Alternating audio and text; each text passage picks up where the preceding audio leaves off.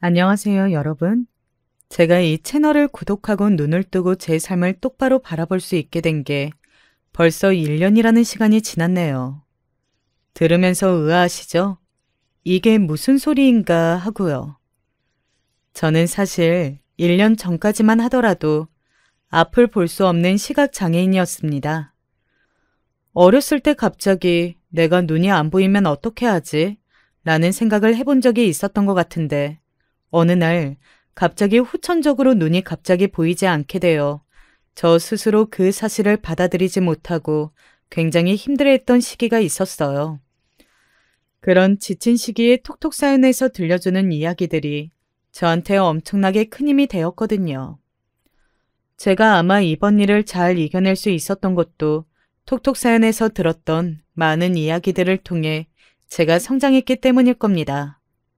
저 역시 그런 이야기와 경험들을 통해 큰일을 잘 이겨낼 수 있었던 만큼 또 제 사연 제보를 통해 누군가에게 힘을 줄 수 있다는 그런 좋은 선순환을 기대해 보면서 이렇게 사연을 제보합니다. 저는 어린 나이에 어머니를 병으로 여의고 아버지와 저, 여동생 이렇게 세 식구가 함께 살았어요. 어린 나이에 엄마가 없다는 빈자리가 생각보다 되게 크잖아요. 그래도 저희 세 식구 그런 거 신경 안 쓰고 참 단란하게 살았던 것 같아요. 오히려 제가 어린 나이에 일찍 철이 들어가지고 제 여동생이 어머니의 빈자리를 느끼지 않게끔 더 많은 노력을 했던 것 같아요. 저희 아버지가 저보고 맨날 그러셨거든요. 제발 나이에 맞게끔 살라고 매사에 너무 무리할 필요 없으니까 그 나이 또래 애들처럼 해맑기만 하고 제발 그렇게 살아달라고요. 그런 아버지의 이야기를 뒤로하고 정말 숨 돌릴 틈도 없는 긴 레이스를 쉴 틈 없이 달려왔던 것 같습니다. 대학도 조기 졸업했고요. 사회생활도 빠르게 시작했고요. 동생이 살면서 우리 집은 왜 엄마가 없어서 내가 이럴까 하는 생각을 하지 않게끔 하고 싶었거든요. 어린 나이에 시작한 사회생활이 녹록지 않았지만 그래도 하루빨리 성공해서 그동안 고생한 아버지도 마음 놓고 쉬실 수 있도록 해주고 싶었고 여동생도 좀 마음 편하게 지내게 해주고 싶고 그런 마음이었어요. 새로 들어온 신입인가? 영 못 보던 얼굴인데 요즘은 이렇게 부서 돌면서 인사하는 문화도 없어졌나 보네. 이렇게 출중한 미모의 신입이 들어온 줄 알았으면 내가 먼저 인사를 하러 갈 걸 그랬나? 농담이야, 농담. 신입, 집이 어디야? 아, 저 땡땡역 근처에 살아요. 내가 마침 그 근처에 혼자 자취하고 있거든요. 야근하고 버스 타고 가지 말고 기다려요. 내가 태워다 줄게. 제가 회사 생활을 시작한 지 얼마 안 됐을 때 남편을 처음 만나게 됐어요. 왜 회사의 만년 과장이라고 불리는 사람들이 있잖아요. 저희 남편이 딱 그런 사람이었거든요. 처음에는 야근하는 제가 힘들어 보인다면서 집까지 태워다 준다고 하더라고요. 거절하기도 애매하고 그래서 몇 번 차를 얻어 탔어요. 물론 회사에서 남자 직원이랑 너무 가깝게 지내면 안 된다는 이야기는 저도 알고 있었죠. 그런데 띠동갑이 넘어가는 나이 차이라서 설마 무슨 이상한 소문이 나겠어? 했거든요. 회사는 회사더라고요. 다음날 회사에 갔는데 제가 탕비실에 들어가니까 커피를 마시고 수다를 떨던 사람들이 순식간에 조용해지는 게 느껴지는 게 아니겠어요?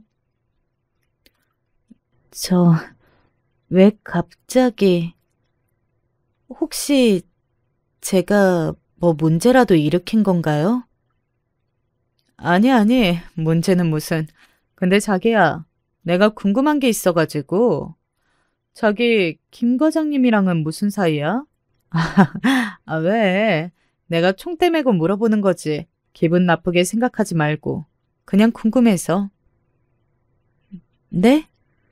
그게 무슨 말씀이세요? 제가 김 과장님이랑 무슨 사이냐뇨? 저희 아무 사이도 아니에요. 에이, 어리고 예쁘다고 남자 마음을 그렇게 가지고 놀면 돼? 우리가 없는 소리 지어내는 거 아니다. 김 과장님한테 다 듣고 자기한테 물어보는 거야. 김 과장이 그러던데? 둘이 벌써 깊은 관계라고. 회사에서 사람들이 하루 종일 저를 놓고 수근거리는 이유. 직접 듣고 나니까 더 어이가 없더라고요. 벌써 남편과 제가 뭐 깊은 관계네 어쩌네 소문이 파다한 게 아니겠어요. 겨우 차 몇 번 얻어 탄 거 가지고요. 전 심지어 괜히 그런 소문 날까봐 더 찝찝해서 기름값까지 다 챙겨드렸는데 말이에요. 거기다가 그 소문지가 다른 회사 사람들도 아니고 남편이라고 하니 그 당시엔 더욱 기가 찼죠. 저도 화가 나서 회사가 끝나자마자 남편, 그러니까 김 과장님한테 바로 문자를 했어요. 잠시 저랑 이야기 좀 하자고요. 오늘도 바로 집으로 가지? 할 이야기 있으면 집 데려다 주는 길에 하면 되지. 뭘 문자까지 보내고 그래? 주차장에서 기다릴게. 데려다 주는 길에 듣겠다면서 주차장으로 오라고 하더라고요. 아무리 그래도 회사 사람인데 이렇게 거절하는 게 맞나 싶기도 했지만 더 이상 이상한 소문의 근원제가 되고 싶지 않았으니까요. 확실히 거절해야겠다는 마음으로 주차장으로 내려갔어요. 저 끝에서 제 속도 모르고 엄청 반갑게 손을 흔들고 있더라고요. 왜 회사에서 자꾸 이상한 소문 내고 다니세요? 이상한 소문? 무슨 이상한 소문 이야기하는 건데? 이렇게 화가 났어. 제가 김 과장님이랑 무슨 엄청나게 깊은 관계가 된다는 소문이요. 사람들한테 물어보니까 다들 김 과장님한테 들었다고 하던데 대체 저희가 무슨 사이라고 그런 소문을 내고 다니시는 거예요? 제가 따지듯이 묻자 어버버하면서 제대로 말도 못하는데 그 모습을 보면서 너무 화가 나더라고요. 저는 사회 초년생이잖아요. 나이 차이를 떠나서 직장 상사, 그 이상 그 이하로도 생각해 본 적이 없고 당연히 그런 생각으로 대했다고 생각했거든요. 대체 내가 어떤 오해할 만한 행동을 해서 이런 소문을 내고 다니는 건지, 그리고 왜 회사에서 그런 소문 때문에 하루 종일 사람들 수군거림에 시달려야 하는지 이해가 안 되고 짜증이 나서 막 울었어요. 사회 초년생인 제가 당시에 감당하기엔 너무 큰 스트레스였거든요. 그런데 제가 이런 말을 하니까 남편이 오히려 펄쩍 뛰면서 제 이야기를 맞받아치는 게 아니겠어요? 너 지금 그게 무슨 말이야? 우리 알아보고 있는 관계 아니었어? 난 당연히 그렇게 생각했는데 너도 그러면 나한테 여지를 주면 안 됐지. 너 내가 사준 밥 다 얻어먹고 내가 차 태워준다는 거 거절한 적 한 번도 없었잖아. 당연히 직장 상사가 그런 이야기를 꺼내는데 속 편하게 거절할 수 있는 사람이 몇 명이나 되겠어요. 전 그냥 사회생활일 뿐이었어요. 그런 걸로 착각해서 사귄다고 소문내고 다니는 거 정말 이상하고 불쾌해요. 하여튼 전 과장님이랑 아무 관계도 아니니까 내일부터 회사에서 저희 관련된 헛소문 들리지 않도록 알아서 잘 처신해 주셨으면 좋겠어요. 그리고 저 과장님 차 아니어도 알아서 집에 잘 갈 수 있어요. 앞으로 이런 친절도 저는 좀 부담스러워요. 저 이 앞에서 그냥 내려다 주세요. 그렇게 나름 따박따박 잘 이야기를 하고 차에서 내려서 차문을 쾅 닫고 집으로 택시를 타고 가버렸어요. 택시를 타고 집에 가는 내내 혹시나 뒤에서 따라오진 않을까 몇 번을 돌아봤는지 모르겠네요. 그런데 그렇게 제가 학을 뗐던 과장님이 어떻게 남편이 될 수 있었냐고요? 제 인생에서 아주 큰 변화가 생기게 된 게 딱 그때쯤이었거든요. 회사에 출근해서 이후로는 김 과장님, 그러니까 현재 남편이 더 이상 말을 걸거나 살갑게 굴진 않더라고요. 그날 워낙 제가 단호하게 말하기도 했으니까 정신을 차렸나 보다 했었어요. 그런데 더 이상 그런 것들을 신경 쓰지도 못할 정도로 저한테 큰 문제가 생겼어요. 건강 문제였죠. 정작 당사자인 제가 그 문제를 심각하게 받아들이지 못했던 게 더 큰 문제였지만요. 처음에는 그냥 단순한 안구 건조증이었어요. 뭐 사무직으로 일해보시는 분들은 다 아시잖아요. 여름엔 에어컨 빵빵하게 틀어놔, 겨울엔 히터 빵빵하게 틀어놔, 환기도 잘 안 해. 하루 종일 모니터만 들여다보고 있는 사무직들 눈이 다 똑같죠. 눈이 좀 뻐근하고 뻑뻑하다 싶으면 인공 눈물을 넣으면 되고 저도 처음엔 그렇게 대수롭지 않게 생각했거든요. 그런데 어느 날부턴가 눈이 좀 심각하게 이상하다 하는 게 느껴지는 거예요. 인공 눈물을 넣어도 이걸 넣은 눈이 너무 따갑고 잘 안 보이는 느낌이 들더라고요. 뭐 유통기한이 오래 남은 거긴 하지만 혹시라도 이거에 문제가 있나? 좀 오래된 건가 싶어서 바꿔도 보고 제가 회사에서 할 수 있는 건 다 해봤던 것 같아요. 그런데 눈이 따끔거리고 아픈 건 변하지 않더라고요. 심지어 그렇게 증상을 체감한 지 한 3일 정도 지났을까요? 한쪽 시야가 거의 뿌옇게 변해서 걷다가 비틀거릴 정도로 중심 잡기도 힘든 거 아니겠어요? 요즘 많이 피곤해한 거야? 눈동자가 뭐라고 해야지? 하얗게 변했다고 해야 되나? 되게 불편해 보여서 그래. 눈은 한번 잘못되면 다시 되돌리기 힘들잖아. 아무리 바빠도 미루지 말고 병원 한번 가봐. 안 그래도 병원 한번 가봐야 하는데 우리 이번에 광고주가 또 엎었잖아. 지금 다들 엄청 예민해져서 달리고 있는데 이 프로젝트 끝나기 전까지 외출이든 연차든 뭘 하는 것 자체가 무리일 것 같아. 빨리 다녀와 봐야지. 집도 제대로 못 가고 있는데 병원은 무슨 병원이니? 아, 제가 광고회사를 다니고 있었거든요. 그 당시에 제가 입사한 팀에 엄청 힘든 광고주가 붙어서 팀에서 올라온 의견을 몇 번이고 다시 거절하는 바람에 팀도 그렇고 회사 분위기가 엄청 살벌했어요. 그렇게 바쁠 때고 신입이라서 제 위치가 얼마나 애매했겠어요. 선배들이 다 같이 밤새가면서 야근하는데 저 혼자 아프다고 손들고 중간에 쏙 빠져서 저 죄송한데 병원 좀 다녀오겠습니다. 이런 이야기라 하면 대번에 선배들이 그럴 거 아니에요. 야, 너만 아프냐? 너만 유난이냐? 우리는 뭐 어디가 아프고 난리도 아니다. 그렇게 눈치 보면서 아픈 걸 계속 키우고만 있었죠. 그런데 이제는 참다가 정말 못 버틸 것 같은 상황이 된 거예요. 광고고 뭐고 이러다가 정말 큰일 나겠다 싶어서 부장님을 찾아갔어요. 부장님, 저 죄송한데 병원 좀 잠깐만 다녀와도 되겠습니까? 병원에 미리 연락해둬서 그렇게 오래는 안 걸릴 것 같습니다. 야, 아무리 그래도 그렇지. 우리 어디 나가서 블랙기업 소리 들어. 너 지금 네 눈 봤어? 장난 아니야. 광고는 무슨 광고냐. 애 하나 잡게 생겼는데. 얼른 병원부터 갔다 와. 알겠어? 그렇게 부장님께 겨우 외출 허락을 받아서 병원에 갈 수 있었죠. 그 당시까지만 해도 저는 피로가 누적되어서 그런 거라고 생각하고 상황을 별로 심각하게 받아들이지 않았었어요. 왜 이 지경이 될 때까지 병원에 안 오셨어요?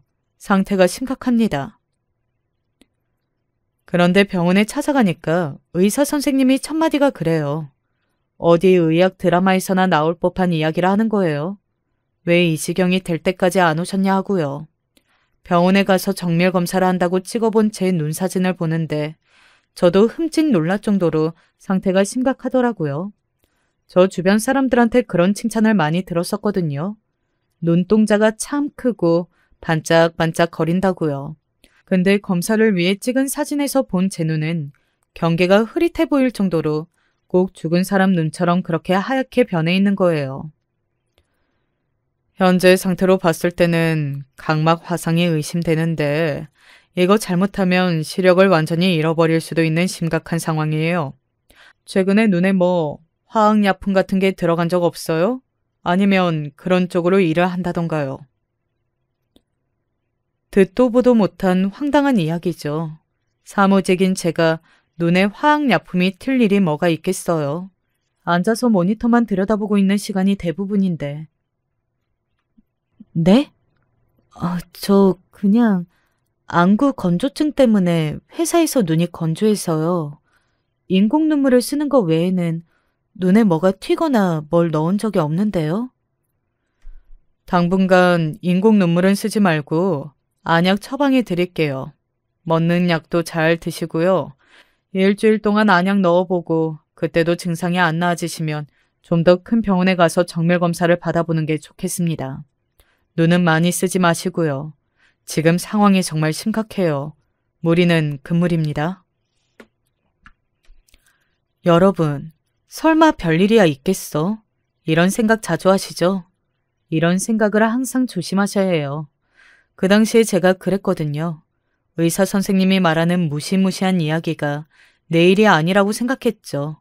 시력을 완전히 잃어버릴 수도 있다는 이야기를 어떤 사람이 듣고 아, 그렇겠구나 하겠어요. 왜 병원에 가면 의사 선생님들이 환자 겁주려고 의뢰하는 이야기 딱 그렇게 생각했죠. 그 말이 현실이 될 거라고 누가 알았겠냐고요.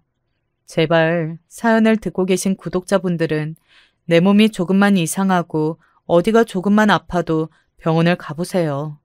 저 사연 쓰면서 이 이야기 꼭 하고 싶었어요.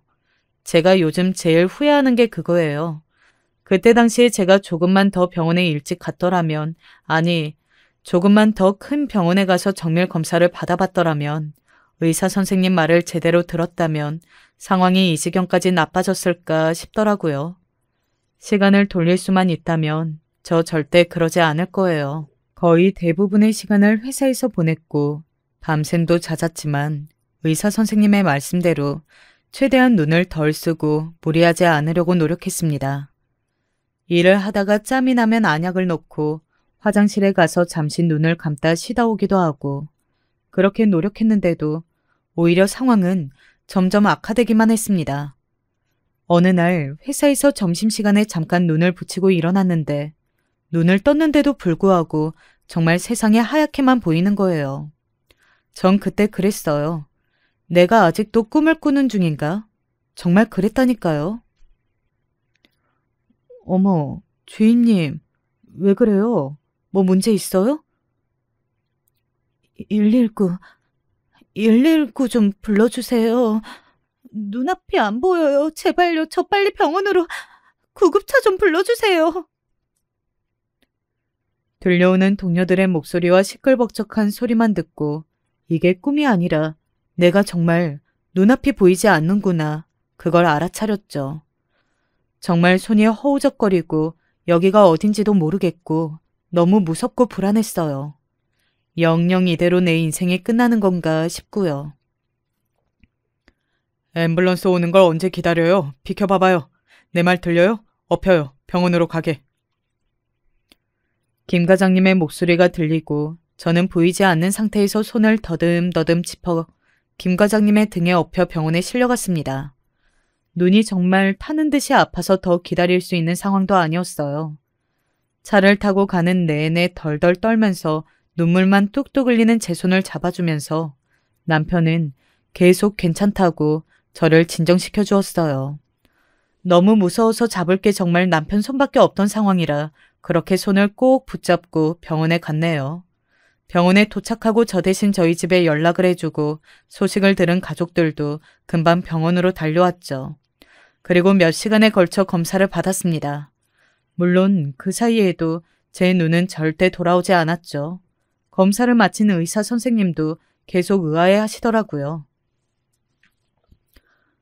정말 화학약품에 노출된 적이 없어요? 하다못해 화장실 청소할 때 쓰는 락스라도요.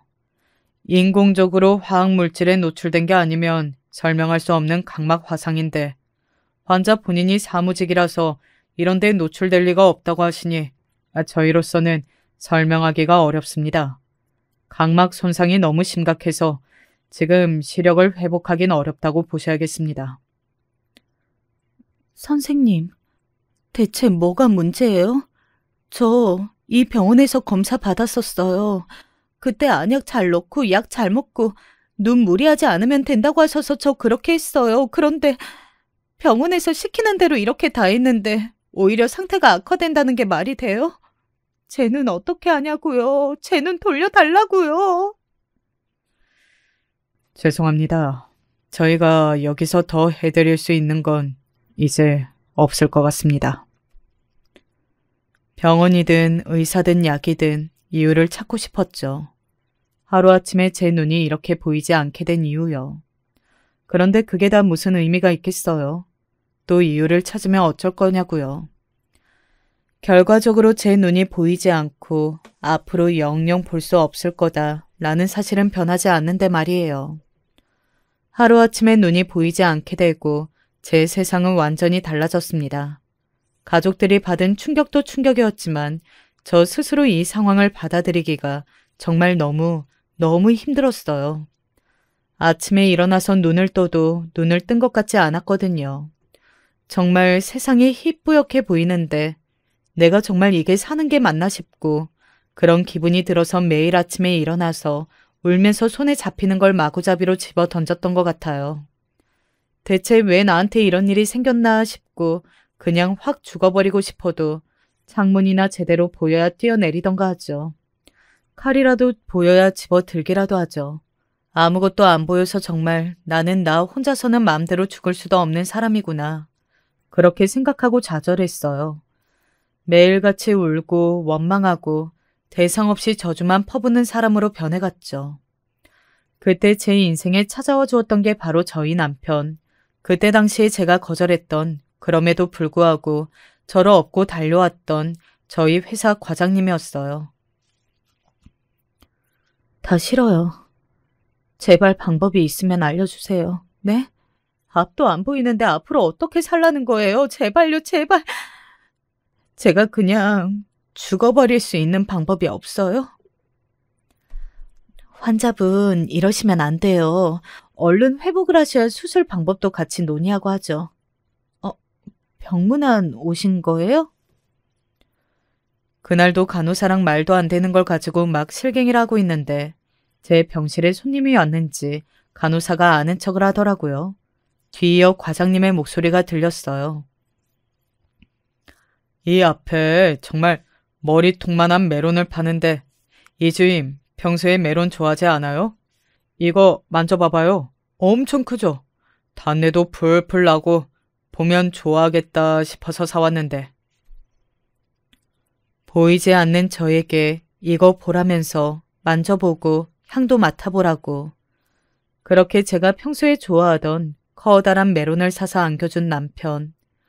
제가 대책 없이 병원에 입원해 있을 때도 퇴원을 해서 방구석에 혼자 틀어박혀 있을 때도 저를 매일같이 찾아와 준 건 회사에서 가장 친했던 동료도 오래된 친구들도 아닌 지금의 남편 김 과장이었습니다.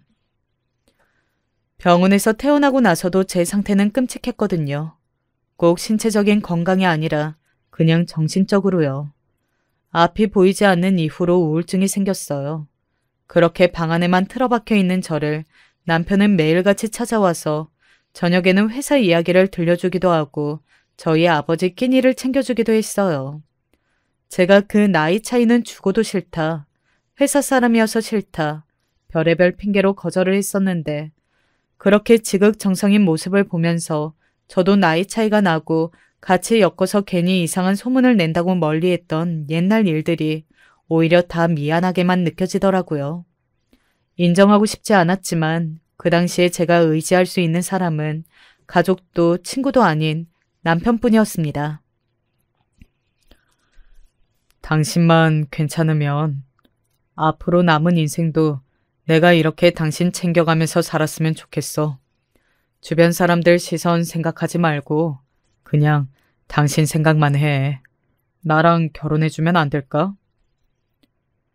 지극정성이었던 건 간호뿐만이 아니었나 봐요.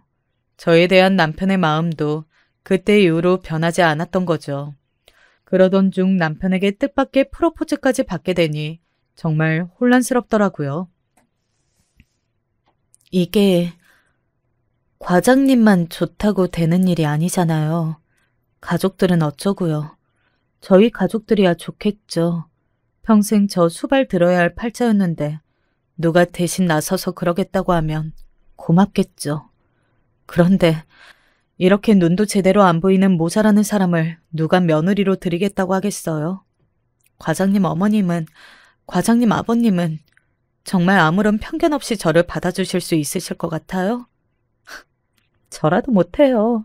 그건. 그렇게 바라는 것도 욕심인 거 알고 있어요. 내가 이렇게 왔다 갔다 하면서 당신 이야기를 우리 가족들한테 얼마나 많이 했는 줄 알아? 아마 당신이 들었던 회사 이야기보다 우리 부모님이 나한테 들었던 당신 이야기가 더 많을 거야. 우리 부모님 절대 그러실 분 아니야. 당신 생각만 하라니까. 내가 당신한테 청혼하는 거잖아. 당신만 괜찮으면 난 정말 평생 당신 케어하면서 그렇게 지내고 싶어. 가시돋친 말들을 쏟아내긴 했지만 제가 마음속으로 남편에게 얼마나 고마웠겠어요. 눈이 보이지 않게 된 이후로 다시는 일상으로 돌아오지 못할 거라고 생각했거든요. 평범한 사람들이 누릴 수 있는 것들, 결혼이며 출산이며 하는 것들이요. 시집살이를 해도 좋으니 저 그런 평범한 것들을 좀 누리고 싶다고 생각했었는데 먼저 이렇게 손을 뻗어준다는 게 너무 고맙고 미안했어요. 저도 그래서 울면서 그 청혼을 받아들일 수밖에 없었습니다. 저희 집 식구들이야 쌍수 들고 환영했죠. 아버지도 그렇고 여동생도 그렇고 저희 남편이 저 아파 있을 동안 보여준 지극정성을 바로 옆에서 봤는데요. 오히려 저보다 더 기쁘게 이 결혼을 응원해 주었습니다. 처음 시댁에 인사를 가기로 한 날, 저 정말 긴장돼서 잠을 한숨도 못 잔 것 같아요. 남편 말로는 부모님도 기쁘게 저를 맞아주실 거라고 했지만 눈이 이렇게 된 이후로 자격지심만 커져서 대체 이런 사람을 누가 좋아할 수 있을까 한숨만 푹푹 나오더라고요. 눈이 보이지 않은 지 얼마 되지 않아서 시각장애인용 지팡이 사용법도 익숙치 않았고 시댁으로 찾아가는 것조차 남편의 팔을 의지하지 않으면 불가능한 일이었으니까요. 모든 것들이 어렵게 느껴지기만 했는데 그 상황에서 시댁 인사는 얼마나 어려웠겠어요. 그래도 여동생과 남편의 도움을 받아서 정장도 깔끔하게 차려입고 남편 팔을 붙잡고 문이 열리기만을 가만히 기다렸습니다. 아이고, 얘기 많이 들었어요. 오는데 불편하진 않았어요? 날씨는 어때? 밖에 비 와가지고 혹시 오는데 힘들지 않을까? 우리 바깥 양반이랑 내가 얼마나 걱정을 했는지 모르겠어요. 아이고, 내 정신 좀 봐. 여기 이렇게 세워두는 게 아닌데. 영 불편하죠? 네가 거실로 얼른 안내해라. 아니에요. 신경 써주셔서 감사합니다. 처음 뵙겠습니다. 보이는 것도 없는데 뵙겠다고 하는 건 좀 그런가? 말도 안 되는 것들을 다 신경 쓰면서 처음 시댁에 들어갔어요. 저를 맞아주시는 목소리는 따뜻했지만 저는 너무 불안하더라고요. 거실에 둘러 앉아있는 사람들의 표정을 전혀 볼 수가 없었으니까요. 그래도 그 당시에는 어느 정도 윤곽은 구분할 수 있는 상태라서 최대한 더듬거리는 티를 내지 않으려고 노력하면서 제 앞에 있는 찻잔을 집어들었어요. 앞이 안 보인다고 해서 너무 뜨거운 차는 그럴까봐 내가 좀 미지근하게 했는데 어떻게 입에 맞으려나 모르겠네. 마셔보고 너무 차갑다 싶으면 내가 여기 따뜻한 물 부어줄게요. 감사합니다. 거기서 제 긴장이 확 풀렸던 것 같아요. 그냥 그 자리에 있는 모든 사람들의 표정이 보이지 않았지만 따뜻하게 웃고 있을 거라는 생각이 어렴풋이 들더라고요. 과일 좋아한다는 이야기를 많이 들었다고 이 과일도 한번 들어보라면서 제 손에 포크를 조심스럽게 쥐어주시는 아버님. 세상에 얼마나 당황하고 고생이 많았겠냐면서 눈물 섞인 말로 걱정을 건네는 어머님까지. 제가 생각한 것보다 더 따뜻한 가족의 모습에 감동받아서 그동안 했던 걱정이 정말 눈 녹듯이 사라졌죠. 세상에 중요한 것들을 눈으로만 보는 건 아니잖아요. 우리 서로 마음을 보고 살면서 같이 잘 지내봐요. 나도 막내딸이 하나 있었으면 좋겠다. 그런 생각했는데 참 잘 됐지. 이렇게 예쁜 막내딸이 들어올 줄 어떻게 알았겠어. 그 말에 제가 감동받아서 처음 인사간 자리에서 창피한 줄도 모르고 어머님 손을 붙잡고 눈물을 뚝뚝 흘렸어요. 시집살이가 힘들다는 이야기만 들어봤거든요. 이렇게 따뜻한 가족이 생길 수 있다는 기대는 하지도 않았는데 어머님이 그렇게 자기 자식 일처럼 따뜻하게 보듬어 주시고 걱정해 주시니 어렸을 때 돌아가신 엄마 생각도 나고 만감이 교차하더라고요. 결혼식을 올리고 싶지 않았지만 제가 너무 신경 써야 할 것들이 많아서 가족들이 모여 밥을 먹고 구청에 가서 혼인신고를 하고 남편이 제 손에 반지를 끼워주고 저도 더듬더듬 남편의 손에 반지를 끼워주고 그렇게 간단한 결혼식이 끝났습니다. 당장 눈에 보이지 않았을 때는 제 세상이 무너지고 끝난 것만 같았는데 새로운 가족이 생긴 이후에 저에게도 새로운 인생이 시작되는 것만 같은 기분이 들더라고요. 남편이 출근하고 나면 저는 시부모님이랑 셋이서만 집에 남아 있었어요. 불편하지 않았겠냐 싶지만은 저를 친딸처럼 예뻐하시고 챙겨주시는 시부모님 덕분에 불편은커녕 아마 당시에 제 모습을 보면 어떻게 며느리가 돼서 그런 호사를 누리고 사냐 대번에 그런 이야기가 나왔을걸요. 혼자 옷 입는 연습도 해야지. 밖에 날씨가 춥더라. 이거 만져봐봐. 무슨 옷인지 색깔은 보이지? 이렇게 내가 여기다가 옷 두고 갈 테니까 입고 나와. 오늘은 같이 미용실 나가자. 하루 종일 집안에만 있으면 얼마나 답답해. 안 아픈 사람도 그렇게 집에만 가둬두면 병 나는 거야. 누군가의 도움 없이는 외출 하나도 힘든 상황. 그렇지만 오히려 다른 곳에 문제가 올 수 있으니 병원에서는 의식적으로라도 바깥 생활하는 게 좋다. 그런 이야기를 했었거든요. 그런 상황에서 시부모님은 저에게 정말 길잡이 같은 역할을 해주셨습니다. 귀찮은 내색 한 번 없이 제 손발을 자처하셨으니까요. 특히 어머님은 동네에서 작은 미용실을 하셨었는데 남편이 출근하고 나면 종종 저를 데리고 미용실에 출근하셨어요. 하루 종일 집에 혼자 있지 말고 미용실에서 아줌마들 수다 떠는 소리도 듣고 세상 굴러가는 법도 알고 하라고요. 가끔은 서비스라면서 미용실에서 제 머리를 직접 감겨주시기도 하셨다니까요. 이런 얘기만 들어도 결혼하고 나서 제가 시댁을 통해 얼마나 넘치는 사랑을 받았는지 말 안 해도 아시겠죠? 내가 며느리를 데리고 이 미용실에 오지를 못해. 고부관계가 이렇게 좋아서 우리 며느리 보면 뒤집어진다 뒤집어져. 얘, 너 진짜 너희 어머님 같은 사람 없다. 알죠. 저도 시어머니가 아니라 정말 저희 엄마라고 생각하는걸요. 얘가 말을 이렇게 예쁘게 해요. 아휴, 아줌마 기분이다. 내가 오늘 파맛값 3,000원 빼줄게. 가는 길에 며느리 먹으라고 붕어빵이라도 한 봉지 사서 들어가. 제가 저희 시부모님께 감사했던 일은 그뿐만이 아니에요. 정말 감사했던 일은 따로 있었죠. 제가 결혼하고 몇 개월 지나지 않아서 저희 아버지가 일을 하시던 중 갑작스럽게 심근경색으로 제 곁을 떠나시게 되었어요. 세상에 가족이라고는 아버지와 동생밖에 없는 상황에서 아버지마저 그렇게 제 곁을 떠나시니 충격이 이만저만이 아니었죠. 그때 시부모님과 남편이 없었다면 아버지 장례마저 제대로 치르지 못했을 것 같아요. 미니야, 너 눈은 좀 붙였니? 여기 계속 지키고 있었던 거 아니야? 많이 피곤할 것 같은데 들어가서 좀 쉬어. 밥도 제대로 못 먹었지. 아니야, 언니. 아무런 걱정하지 말고 여기 앉아 있어. 나 정말 괜찮아.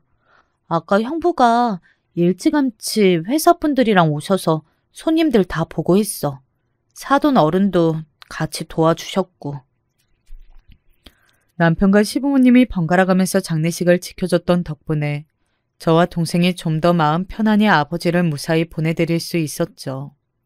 발인까지 마치고 집에 돌아가는 길에 제가 남편 손을 붙잡고 그랬네요.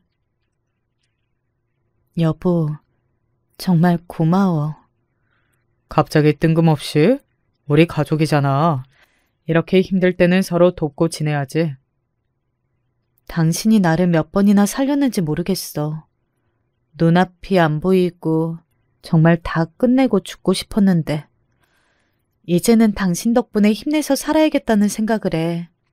정말 고마워. 새삼스럽게 무슨 그런 소리를 해. 나 싫다고 으름장을 놓던 게 엊그제 같은데 당신도 많이 변했네. 언제적 일인데 그때 얘기를 하고 그러냐? 되게 억울했나 보다 당신.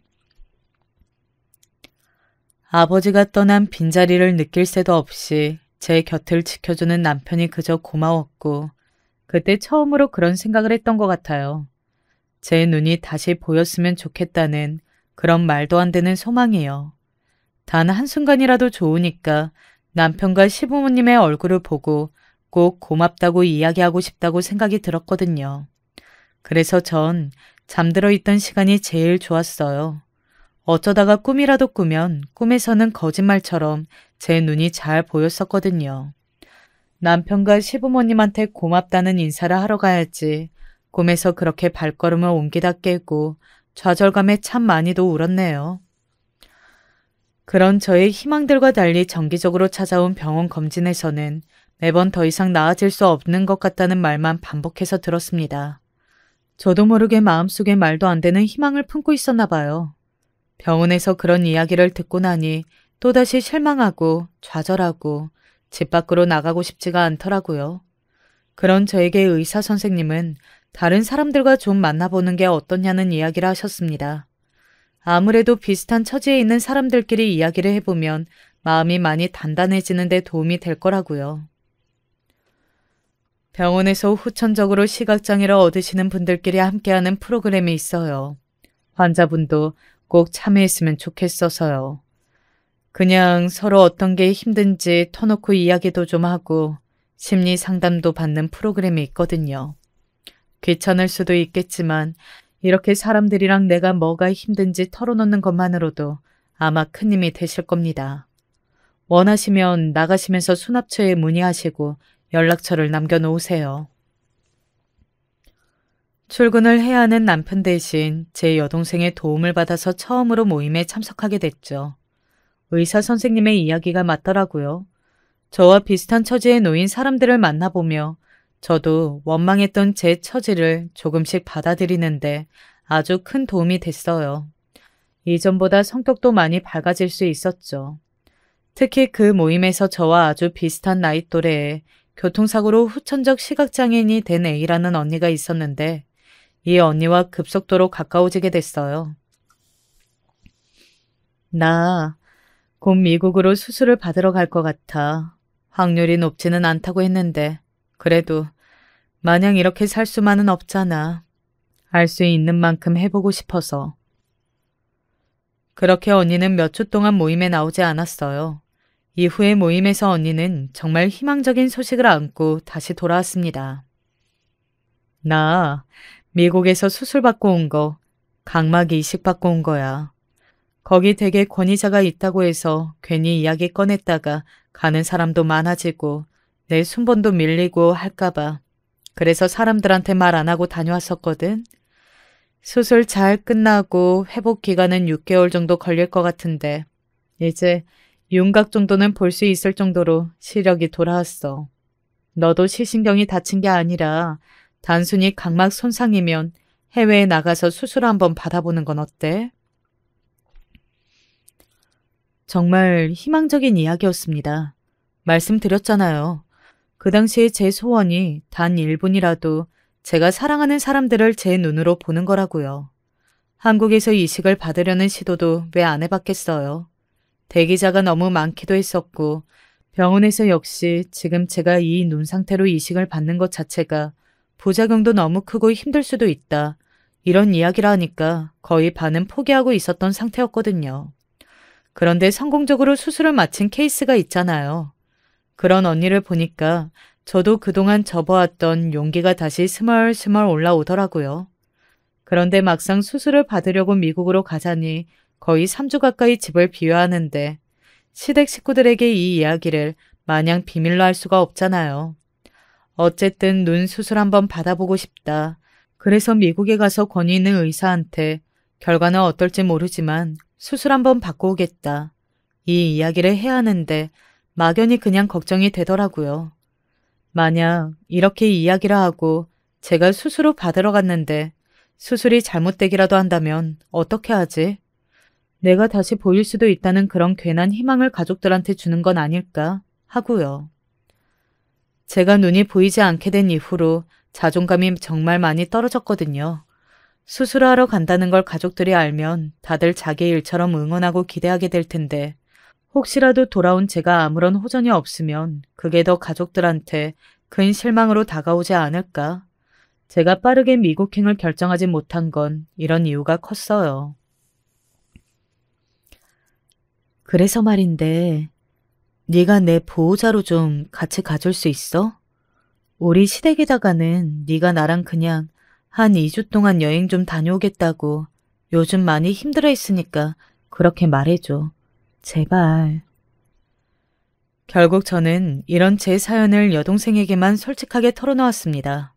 동생도 제 사정을 뻔히 알고 있으니까 무슨 이런 부탁을 하냐면서 거절하지도 않고 진지하게 제 이야기를 들어주더라고요. 언니가 정 그렇게 알리기 싫다는데 내가 나서서 알려줘야 할 이유가 뭐가 있어.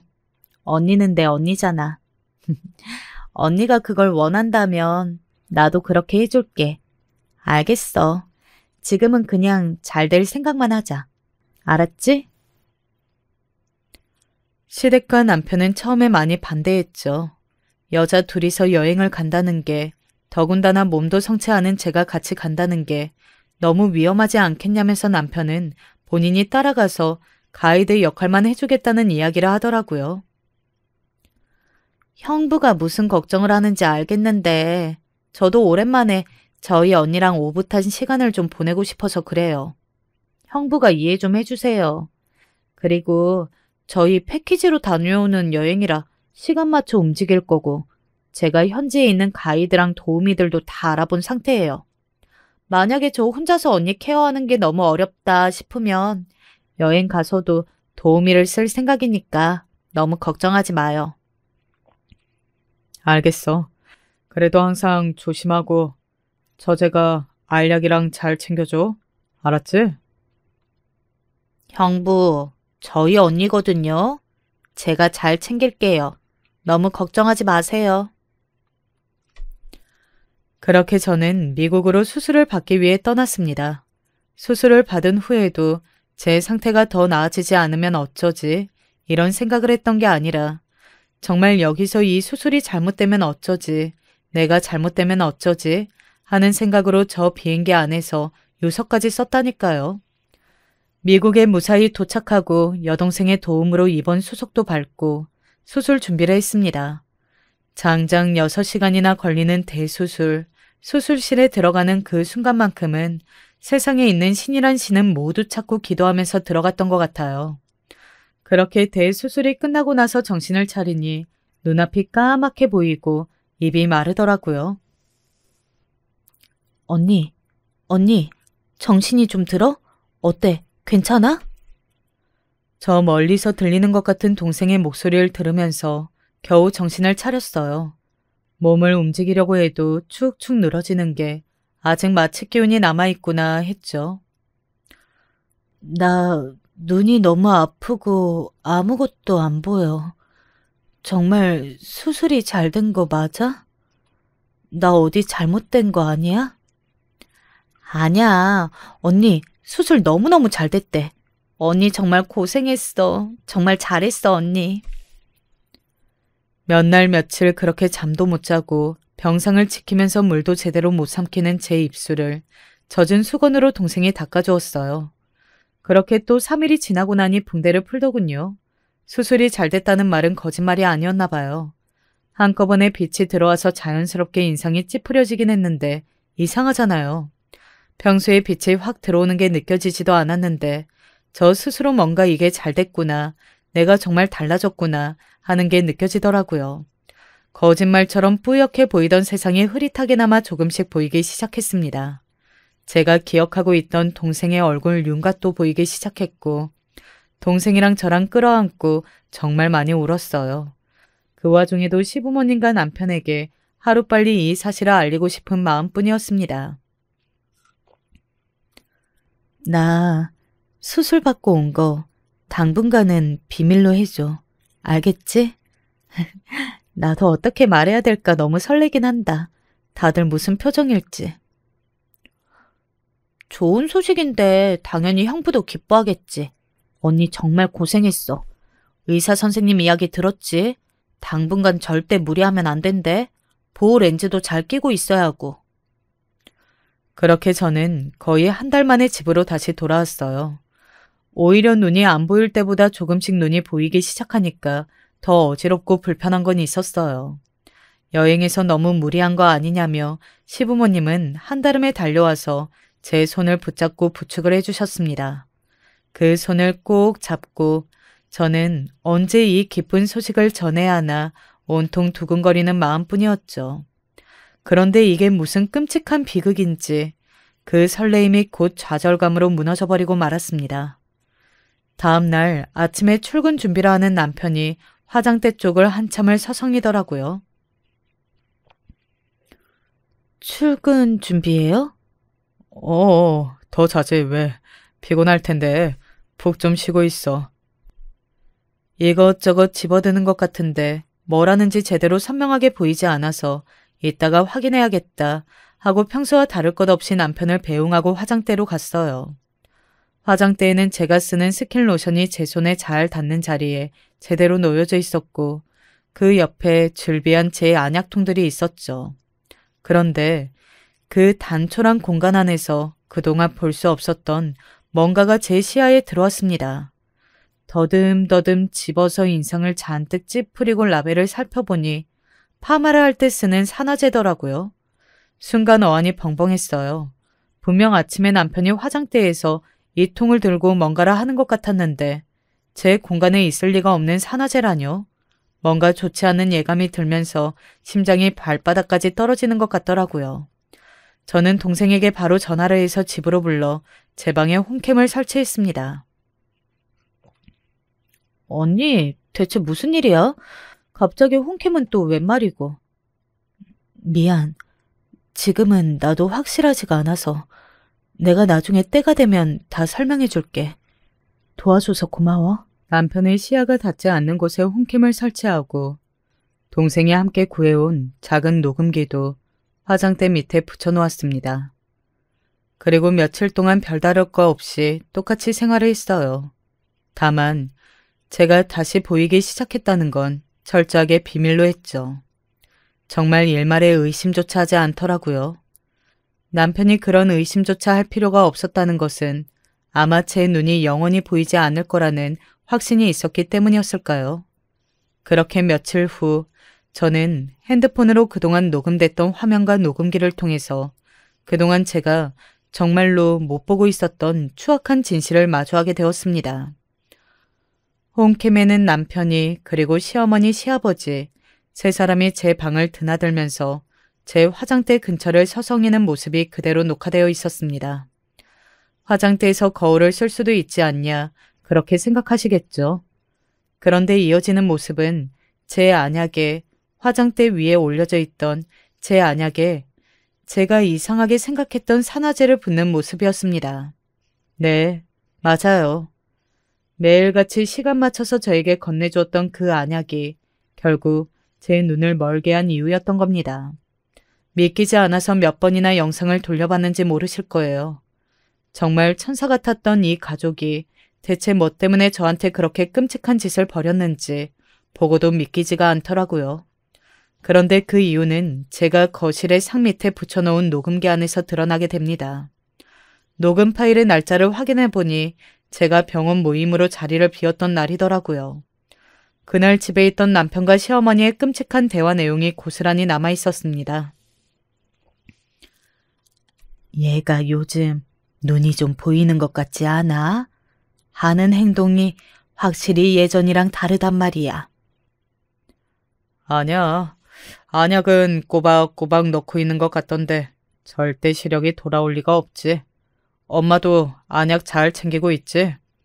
나도 이제 슬슬 정리하려고. 얼마 전에도 처제랑 여행 갔다 온 것 같은데 여행이나 한 번 더 다녀오지 뭐. 눈 안 보이는 사람이 한눈판 사이에 실족사 있다고 하면 뭐 거기에 대고 토달 사람이 있겠어? 가게 확장하기로 부동산의 이야기 다 해놓고 계약서에 도장만 찍으면 된다니까. 하여튼 그 보험금 안 들어오기만 해봐. 보험 사기라고 하죠. 이 가족들의 천사 같은 모습은 오로지 제 사망 보험금을 노리고 벌어진 짓이었습니다. 그렇게 믿었던 시댁 식구들과 남편이 제 눈을 멀게 한 주범이라는 사실이 고스란히 담겨있는 녹음기. 몇 번을 확인해도 변하지 않는 사실에 너무 충격적이고 미칠 것만 같더라고요. 더군다나 제 사망 보험금을 노리고 작당 모의가 오가는 그 음성을 들으면서 소름 끼치고 무섭다는 마음보다 내가 그동안 믿었던 게 다 물거품이 되어버린 것만 같아 하늘이 무너지는 것 같았습니다. 가슴이 갈갈이 찢어지는 것 같더라고요.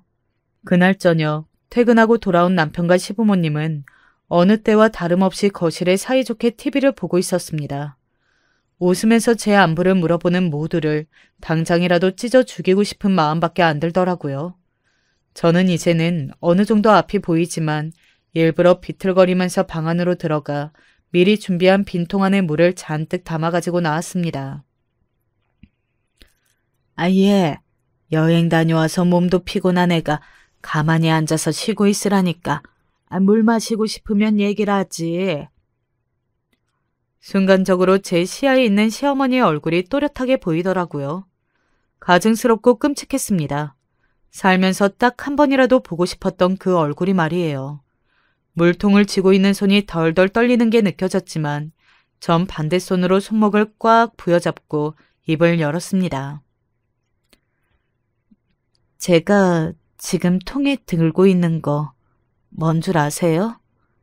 이거 염산이에요. 제가 전부 다 알게 됐거든요. 누가 제 눈을 이렇게 만들었는지 전부 다 알게 됐다고요. 그래서 그 사람들 눈도 똑같이 만들어주려고 그래서 이거 들고 나왔어요. 갑작스런 저의 고백에 벙쪄있는 시댁 식구들 앞에 녹음기를 틀어 던져줬죠. 그제서야 상황 파악이 된 건지 제 팔을 붙잡고 말도 안 되는 해명을 늘어놓기 시작했습니다. 당신 뭔가 오해가 있는 것 같은데 당신이 생각하는 그런 거 아니야. 일단 그 통 내려놓고 진정하고 제발 내 말 좀 들어봐. 듣기 싫어. 제발 이제 거짓말은 그만해. 내 인생 망치고 나서도 당신이 뻔뻔하게 잘 살 수 있을 줄 알았어? 똑같이 갚아줄 거야. 알겠어? 똑같이 갚아줄 거라고. 저는 물통 뚜껑을 열어 남편의 얼굴에 냅다 물을 부었고 통 안에 들어있는 것은 염산이라고 철석같이 믿는 남편은 주저앉아서 눈을 부여잡고 허우적거리더라고요. 시부모님도 바닥에 쓰러져서 물을 맞고 대굴대굴 구르는 남편의 얼굴을 확인하는 둥 난리를 치더라고요. 설마 그게 진짜 염산이겠어요? 물이지. 남의 눈 멀게 해놓고 자기 눈은 끔찍하게 소중한가 봐. 가증스럽게 짝이 없는 인간들. 당신들 죽을 때까지 이 죗값 다 치르게 해줄 거야. 전 그대로 물통을 거실에 집어던지고 나왔어요. 슬쩍 뒤를 돌아보니 진짜 물이 맞는지 물통을 들어 냄새를 확인하고 수건으로 닦고 자기들끼리 난리가 났더라고요. 저런 사람들을 가족이라고 믿고 살아온 제 인생이 하염없이 불쌍하지만 정말 가족 같지도 않은 사람들을 가족이라고 믿고 그 사람들 손에 죽을 뻔하다가 겨우 살아났으니 오히려 다행이라고 해야 하려나요? 전 지금 여동생 집에서 지내면서 이 지독한 싸움을 계속 이어나가는 중입니다. 제가 다녔던 회사 CCTV를 확인해보니 남편이 제가 고백을 거절했던 그 시점부터 매일 아침 제 자리에 있는 인공 눈물에도 같은 짓을 한 게 그대로 찍혀 있더라고요. 모든 가족들이 한 통성으로 저를 사지로 몰아넣었다는 걸 생각하면 아직도 이가 갈려요. 불행 중 다행으로 이식 수술은 현재 잘 마무리되어서 시력도 0.6 정도로 회복이 되고 있는 상태고 저는 현재 그 가족 모두를 특수상해로 고소한 상태입니다. 너무 끔찍한 일이라 저 역시 이게 아직도 믿기지 않는 상태이지만 이 사람들에게 속아 평생을 맹인으로 살 뻔했던 걸 생각하면 정말 다행이라는 생각만 듭니다. 그동안 깜깜하게 잃어버렸던 제 인생은 그 누구한테도 보상받을 수 없겠지만 저 앞으로 열심히 이 사람들을 깜깜한 구렁텅이로 처박기 위해 포기하지 않을 겁니다. 정말로요. 안녕하세요. 결혼한 지 얼마 되지 않아 알콩달콩 신혼생활을 즐기고 있는 30대 새댁입니다. 저희 부부는 20대 때부터 오랜 시간 연애를 하고 결혼까지 꼴이 난 장기 연애 커플입니다. 남들은 그렇게 오래 연애를 하고도 뭐가 아직도 좋냐고 놀리기도 하지만 저희 부부는 여전히 서로 눈만 마주쳐도 너무 좋아 어쩔 줄 모르는 소문난 닭살 커플이었습니다. 그런데 그런 저희도 결혼하고 나니 문제가 생기긴 하더군요. 최근 고민거리가 생겨 둘이 머리를 싸매고 고민하던 중 둘이 만난 이후로 처음으로 싸움으로 번지게 된 사건이 있어 사연을 보냅니다. 사실 저는 어릴 적부터 부모님의 기대와 지원을 듬뿍 받으며 자랐습니다. 그때는 제가 운이 좋은 아이라고 생각했어요.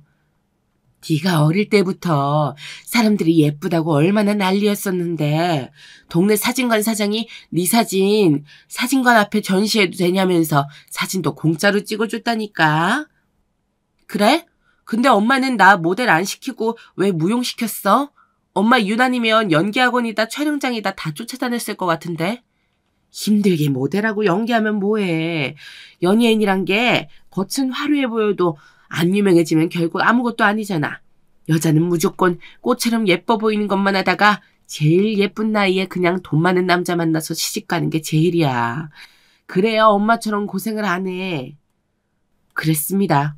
저희 어머니는 고작 초등학교나 다니던 어린 저에게 귀에 딱지가 생길 정도로 여자는 무조건 시집을 잘 가야 인생이 펴는 거라는 말을 달고 사셨습니다. 본인이 아버지처럼 술 좋아하고 친구 좋아하는 남자를 만나 이 모양 이 꼴로 사는 거라고 하소연하시면서요. 저희 아버지는 제가 태어나기 전부터 사업을 하시던 분이었어요. 제가 어릴 땐 어머니께서 하도 아버지가 돈을 못 번다고 잔소리를 하셔서 저희 아버지가 정말 돈도 못 벌고 가난한 사람인 줄 알았어요. 그런데 지금 생각해보면 사실 그렇지도 않았던 거죠. 그냥 어머니께서 남들보다 이상이 높고 욕심이 많으신 분이었던 거예요. 애 하나 키우기도 힘든 세상에 저는 그 어릴 때부터 그 비싸단 무용까지 하며 사립초등학교까지 다녔으니까요. 저는 5살 때부터 동네 무용학원을 다니며 작게는 구 대회를 시작으로 점차 시에서 주최하는 대회까지 대회란 대회는 다 돌아다니며 출전했어요. 사실 저는 제가 다른 애들보다 특별히 잘한다고 생각하지 않았어요.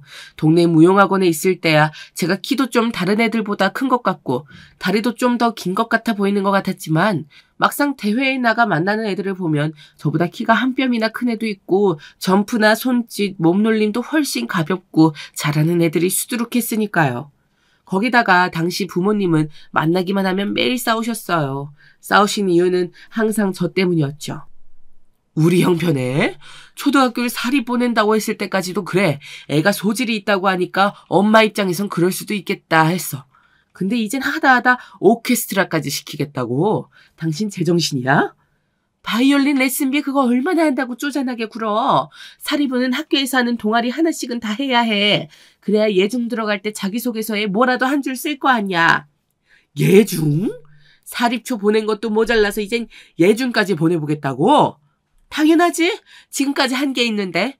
예중 예고 보내서 예대까지 보내야 우리 형편의 잘난 집 남자애들한테 우리 주위 명함이라도 낼 거 아니야. 이제 초등학교에 다니는 딸아이를 데리고 대학까지 내다보는 것도 모자라서 이제는 재벌집은 아니어도 그래도 돈은 좀 있다 하는 집에 저를 시집 보내는 것까지 목표가 된 어머니는 아버지를 아주 들들 볶으셨어요. 그런데 어릴 땐 모르다가 제게도 사춘기가 찾아오자 저희 모녀 사이에도 조금씩 균열이 생기기 시작하더라고요. 그 시작은 제가 예중에 떨어지면서부터였어요. 으이구, 누가 지 아빠 딸 아니랄까봐 그런 건 꼭 닮아서는 항상 대충대충. 너는 내가 콩쿠르 나가서 대단한 상을 받아오라는 것도 아니고 무용한다는 애들은 다 가는 예중만 좀 들어가라는 거였는데 그게 그렇게 안 되니? 지금 제일 속상한 게 누군데? 엄만 그걸 지금 위로라고 하는 거야? 어머니가 언제나 웃는 얼굴로 제 응석을 받아주었던 건 제가 계획대로 움직여질 때였어요.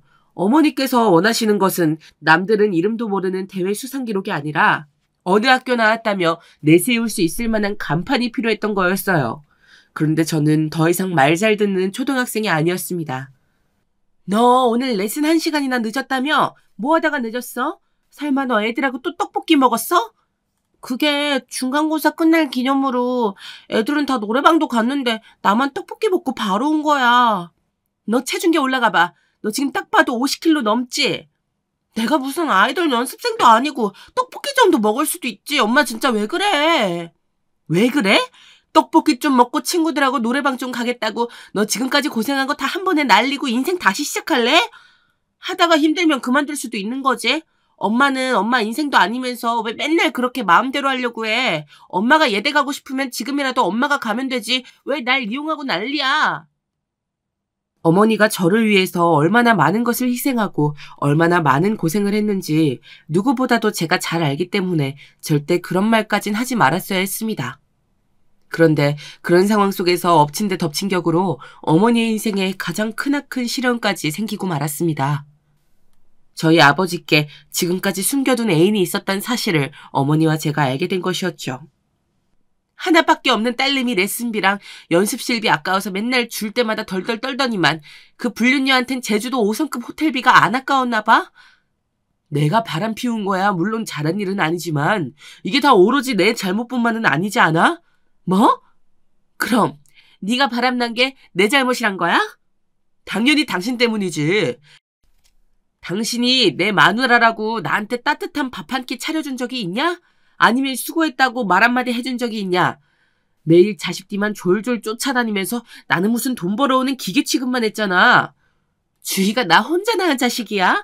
딸 하나 있는 거 어떻게든 잘 키워보겠다고 혼자 아등바등 하는데 너는 뭐?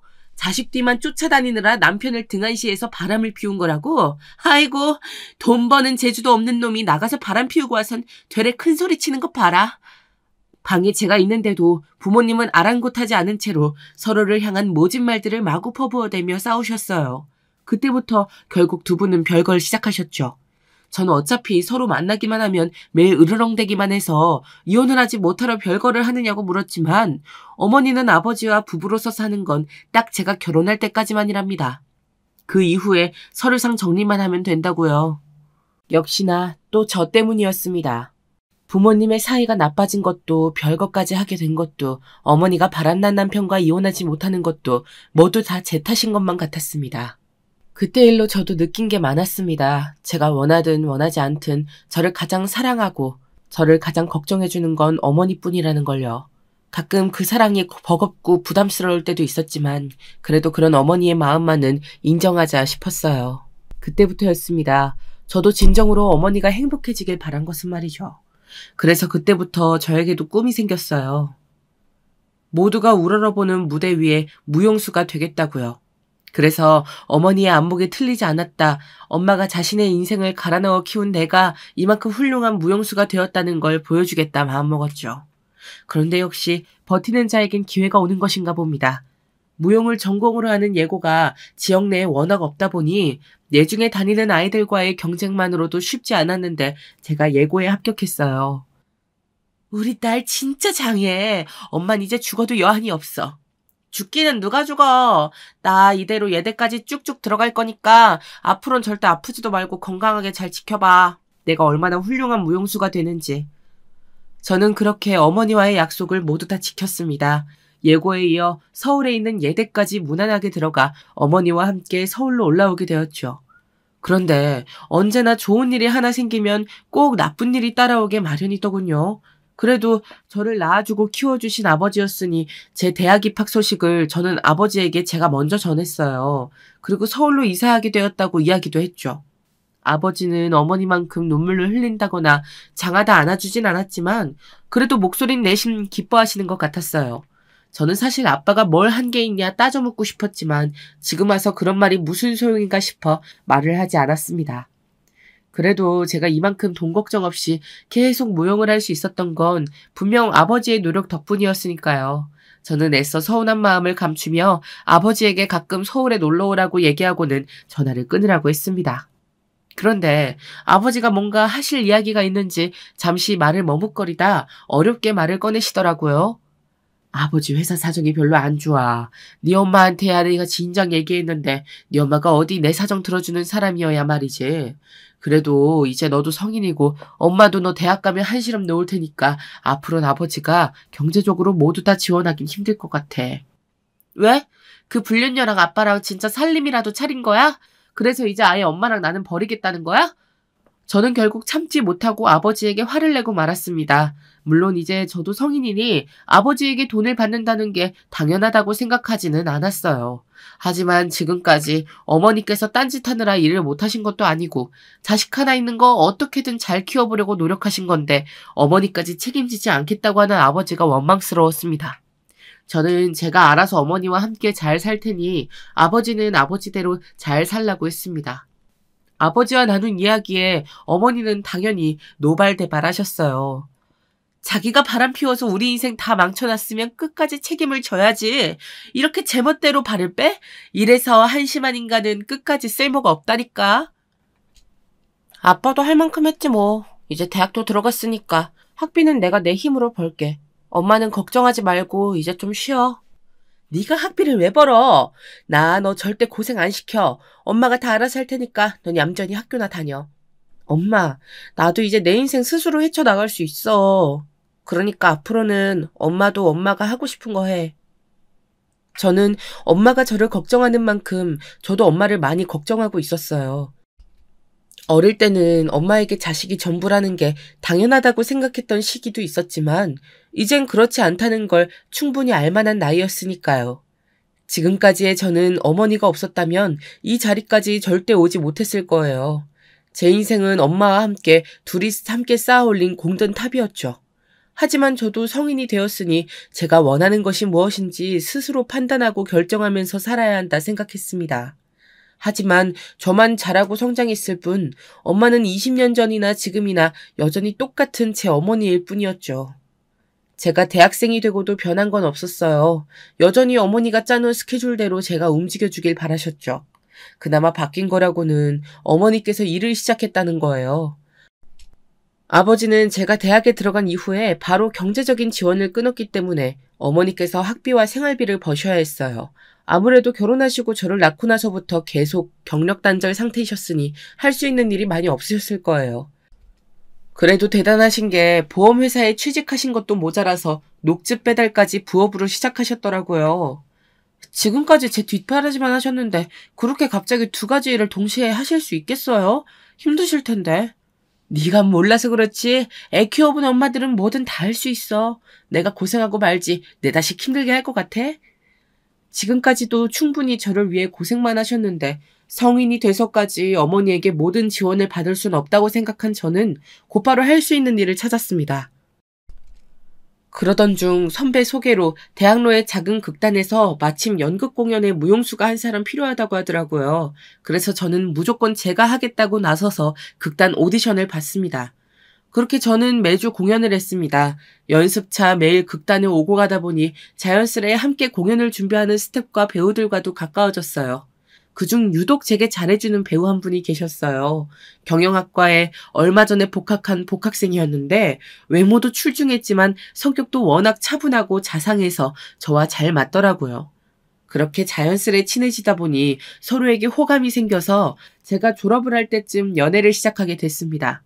저는 난생 처음 하는 연애였고 제가 누군가를 좋아하는 것도 처음이라 서툴고 어설프기만 했지만 남자친구는 때론 오빠처럼 때론 친구처럼 제 곁에 항상 있어 주었어요. 형제도 없고 친구도 많지 않은 제가 아무래도 남자친구에게 훨씬 더 의지하고 있었죠. 그러다 어머니께서 우연히 방에서 남자친구와 통화하는 내용을 들으시고는 제게 남자친구가 생겼다는 걸 알게 되셨어요. 그런데 어머니는 생각지도 못한 이야기를 하시더라고요. 남자친구? 너 왜 엄마한테 말 안 했어? 그리고 졸업도 얼마 안 남은 애가 연애라니 말이 돼? 엄마한테 얘기 못한 건 미안한데 이 나이에 연애야 할 수도 있지 뭘? 사실 지금까지 남자친구 한 번 안 사귀어 본 게 오히려 더 이상한 거지. 너 내 말 벌써 잊었어? 여자는 무조건 시집을 잘 가야 한다고 했지. 연애 그딴 거 해봐야 쓸데없이 정만 생겨서 헤어지지도 못해. 지금부터 엄마가 웬만한 결혼정보업체 다 알아볼 거니까 선 봐서 그중에 제일 괜찮은 놈한테 시집갈 준비나 해. 엄마 못 들었어? 나 남자친구 있다니까. 선은 무슨 선이야. 걔? 연극배우라며. 넌 연극배우가 직업이라고 생각하니? 아니, 그건 취미생활이야. 그걸로는 절대 결혼은커녕 방 한 칸도 못 구해. 저는 어떻게든 어머니를 설득해보려 했어요. 이제는 제가 스스로 무용하는 재미도 알았고 욕심도 생겼으니 앞으로 더 열심히 해서 좋은 극단에 들어가 무용수가 되겠다고요. 하지만 어머니는 전혀 듣지 않으셨어요. 무용수는 무슨 무용수냐면서 제 조건으로는 그나마 나이라도 어릴 때 하루라도 빨리 결혼정보업체에 등록해야만 최고 등급은 아니더라도 중간 이상 되는 남자들이라도 만날 수 있다고요. 저는 그런 어머니에게 화가 나면서도 절대 화를 낼 수는 없었어요. 어머니가 왜 그러시는지는 누구보다 제가 가장 잘 아니까요. 하지만 그렇다고 해서 지금 당장 제 인생을 어머니가 원하는 대로 바꿀 수도 없었습니다. 얼마 뒤 남자친구와는 헤어졌다고 거짓말을 했어요. 어차피 주말마다 극단에서 공연하고 있었으니 몰래 남자친구를 만나는 거야 어렵지 않은 일이었으니까요. 이 나이까지 어머니를 속이고 남자친구를 만나야 한다는 게 저도 여러모로 힘들기는 했지만 그래도 제 인생에서 하고 싶은 일이라든지 결혼같이 중요한 결정은 제가 스스로 해야 한다고 생각했습니다. 그래서 저는 국내 무용단 오디션과 면접을 보러 다녔고 결국 제가 원하던 곳에 들어가게 됐습니다. 면접 준비를 하고 있는지도 모르셨던 어머니는 제 합격 소식에 굳이 못하러 그 힘든 길을 가냐고 답답하다고 하셨지만 저는 나중에 결혼하게 되더라도 직업이 있는 거랑 없는 거랑은 다르지 않겠냐고 했습니다. 하긴 요즘 남자들도 약아져서 능력 있는 여자를 더 좋아하긴 한다더라. 암튼 이제 정말 다 왔으니까 살살해. 우리 딸 다치면 안 되니까. 어머니는 정말 결혼정보회사를 알아보러 다니시는 것 같더라고요. 보험 일을 하시면서 만난 고객들에게 정보를 얻어 어느 회사에 굵직굵직한 집안의 자제들이 많다더라 하는 소문들을 듣고 여기저기에 제 프로필을 가지고 다니시는 것 같았어요. 저는 어머니에게 거짓말을 하고 있던 죄책감에 시달리면서도 만나면 만날수록 남자친구가 더 좋아졌어요. 하지만 연극이라는 게 사실 직업으로 삼기에는 쉬운 일은 아니었죠. 그래서 매일 공연을 하고 있어도 다음 작품에 바로 들어가지 못하면 남자친구도 불안해했어요. 그러다 남자친구에게도 좋은 기회가 생겨 영화 오디션에 참석하게 됐다네요. 최종 캐스팅 후보까지 올라갔다면서 너무 좋아하더라고요. 저도 이번엔 정말 되겠다 싶었죠. 주변 스태프들도 거의 확정이라고 했을 정도였으니까요. 그런데 안타깝게도 마지막에 감독님이 말을 바꿨다면서 캐스팅에서 밀리고 말았어요. 우리 아버지가 나 연극하는 거 무지 반대하시잖아. 그래서 영화라도 캐스팅돼서 극장의 큰 화면에 내 얼굴이라도 나오면 좀 달라지시지 않을까 기대했는데. 첫 오디션에 최종 캐스팅까지 갔다는 것만으로도 너무 대단한 거야. 금방 다시 기회 올 거니까 걱정하지 마. 자신의 꿈을 향해 달려가는 것만으로도 벅차고 힘들 텐데 남자친구는 가족들의 반대에도 맞서 싸우고 있었어요. 이렇게 멋진 사람이 가족들에게 인정받지 못한다는 게 저는 너무 안타까웠죠. 안 그래도 캐스팅에 떨어져 힘들어하는 남자친구에게 저와 어머니 사이의 일까지 이야기할 수는 없었습니다. 저희 어머니는 제가 극단에 들어가는 것보다 조건 좋은 남자를 만나 하루라도 빨리 결혼하길 바란다는 것을 말이죠. 그런데 역시나 저희 어머니는 언제나 제 의사와는 상관없이 자신의 계획대로 움직이시는 분이었죠. 정말 저를 결혼정보업체에 등록하셨더라고요. 봐봐, 요즘은 휴대폰으로도 남자 프로필도 확인할 수 있대. 학교 졸업증이랑 회사 사원증에 원천징수까지 확실하다니까. 돈 낸 보람이 있네 있어. 엄마, 정말 이렇게까지 해야 해? 나 그냥 지금은 일만 열심히 하다가 자연스럽게 좋은 사람 만나면 그때 엄마한테 소개해 줄게. 왜? 마음에 안 들어? 잘 봐봐. 여기 부모들 재산까지 정확하게 다 나온다니까. 어머, 이 남자 봐봐. 아버지가 로펌 변호사랜다. 저는 도무지 어떻게 해야 할지 몰랐습니다. 지금까지 어머니를 속여온 것도 모자라 이러다 남자친구까지 속이고 몰래 맞선까지 나가야 할지도 모르는 상황이었으니까요. 그런데 역시나 영원한 비밀은 없나 봅니다. 그날은 아주 오랜만에 데이트하고 남자친구가 집 앞까지 데려다 주었어요.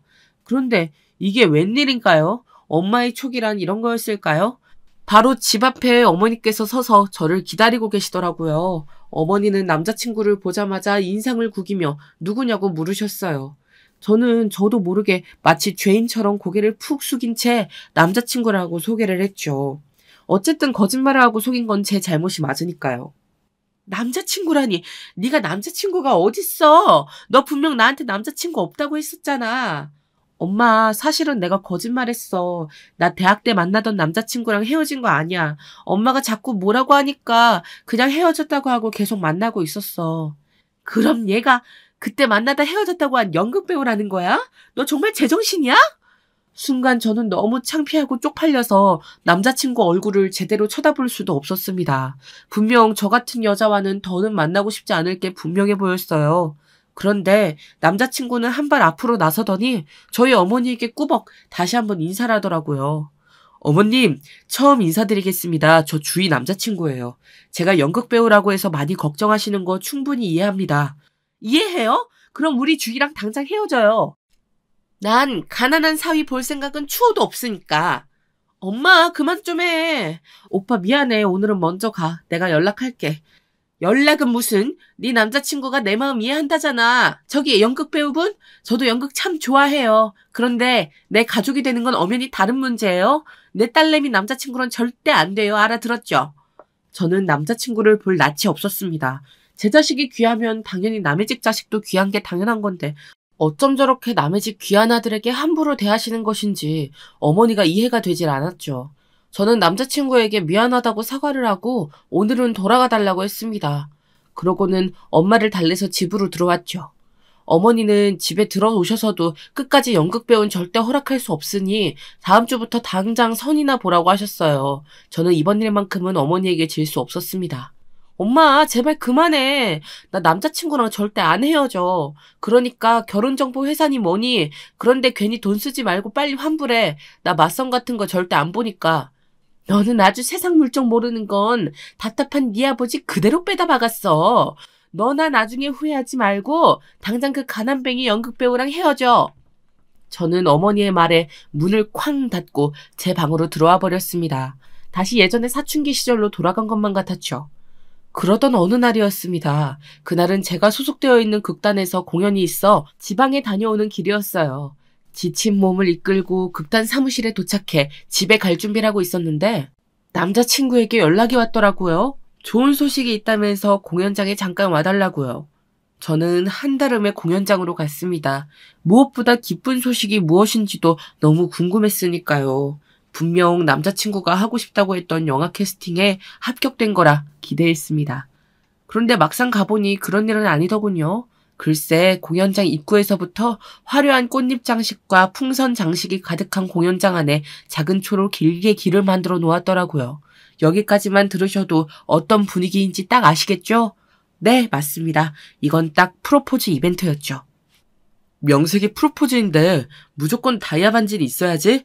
나 지난 몇 주 동안 생각 많이 했어.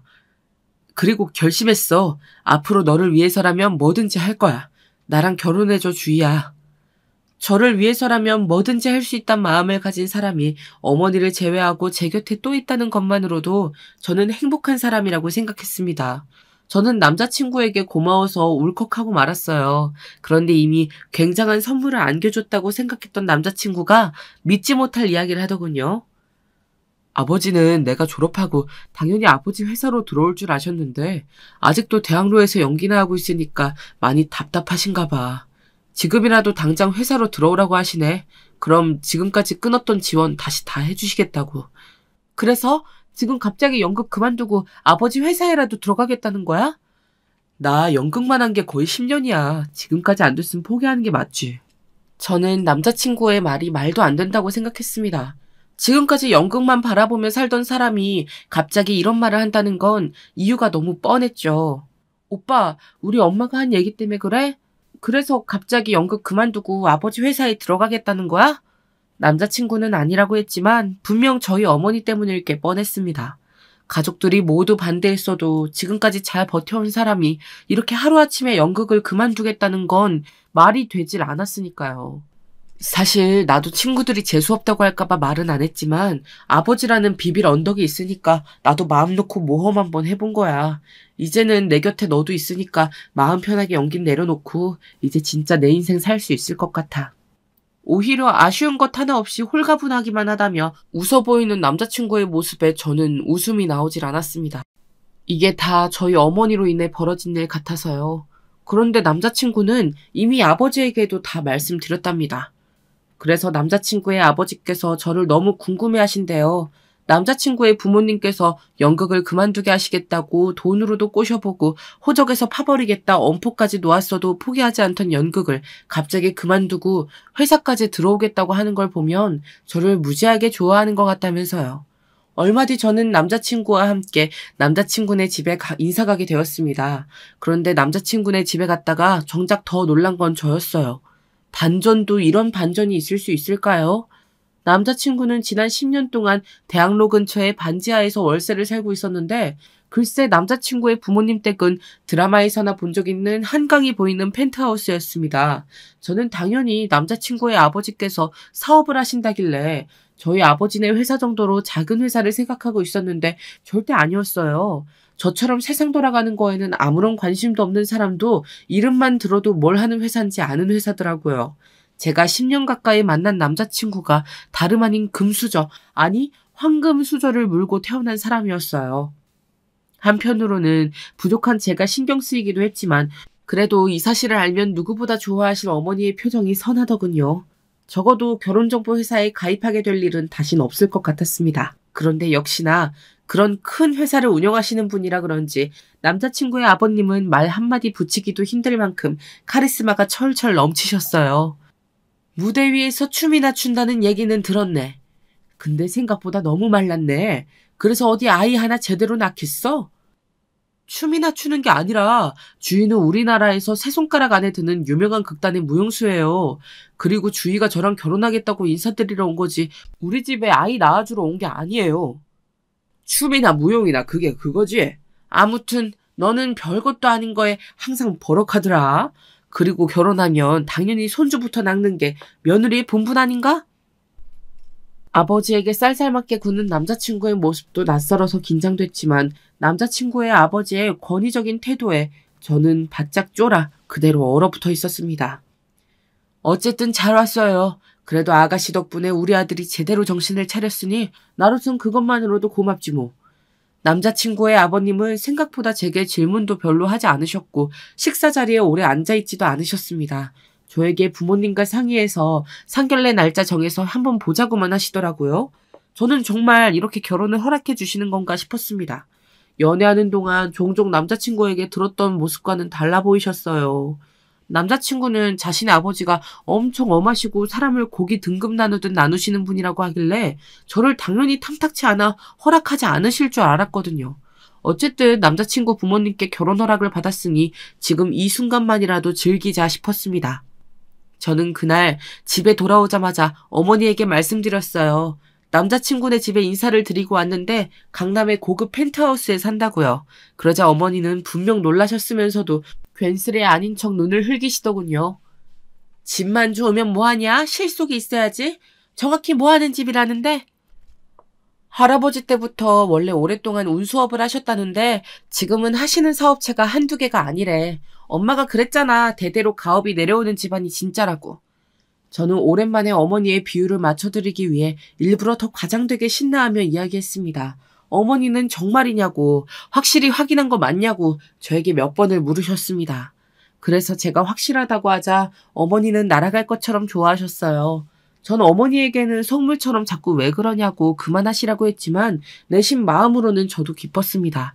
이제야 저도 어머니에게 뭔가 해드린 것만 같은 기분이 들었거든요. 저는 아직도 상견례 날 보았던 저희 어머니의 미소가 제 머릿속에서 떠나질 않습니다. 언제 만났는지 기억도 나지 않을 만큼 오랜만에 만난 아버지의 앞에서 어느 때보다 당당하게 어깨를 바짝 펴고 밝게 웃으시던 어머님의 모습 말이죠. 물론 아버지도 많이 놀라신 눈치였어요.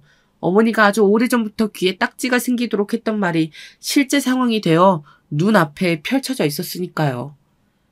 나는 어쩌다 똥 밟아서 너 같은 인간이랑 사느라 대접도 못하고 이렇게 고생하면서 살았지만 내 딸만은 나처럼 살게 만들지 않을 거야. 주희가 제일 잘하는 걸로 성공하게 만들어서 대대손손 잘 먹고 잘 사는 집에서 돈 걱정 안 하고 평생 호강하면서 살게 할 거라고.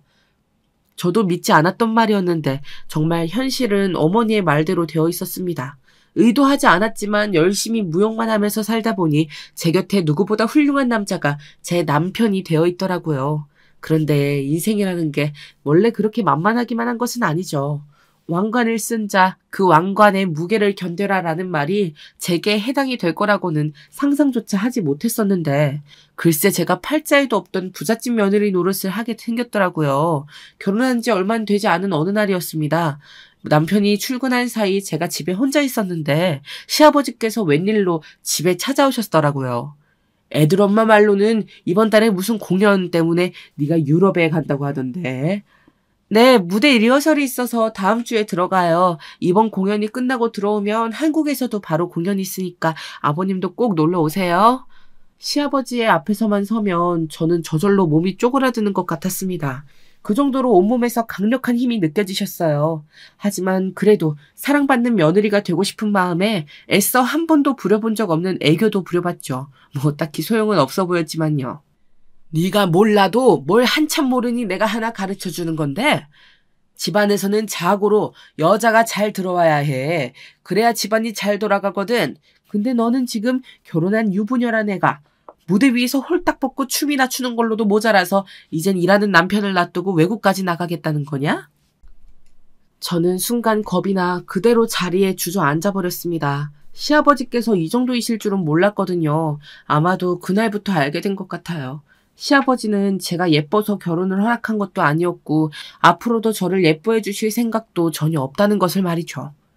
그날부터였습니다. 살다 고부간의 갈등이라는 건 들어봤어도 며느리를 이렇게까지 괴롭히시는 시아버지는 처음이었어요. 뭐 사실 시아버지는 저만 괴롭히시는 건 아니었어요. 제 남편에게도 언제나 갖은 구박과 험한 말을 입에 달고 살았죠.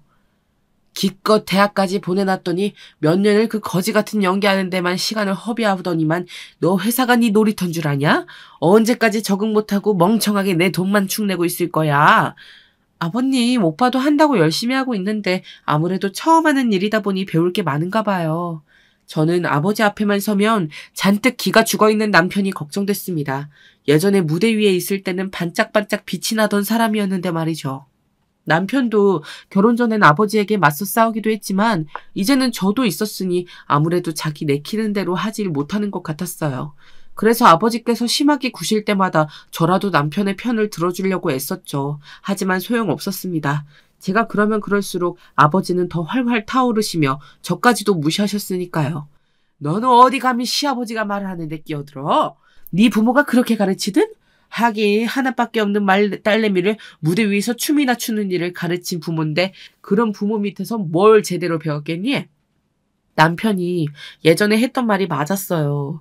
시아버지의 머릿속엔 말도 안 되는 계급이 존재하고 있었죠. 전 그럴 때마다 화가 나고 울분이 끓어올랐지만 참아야만 했습니다.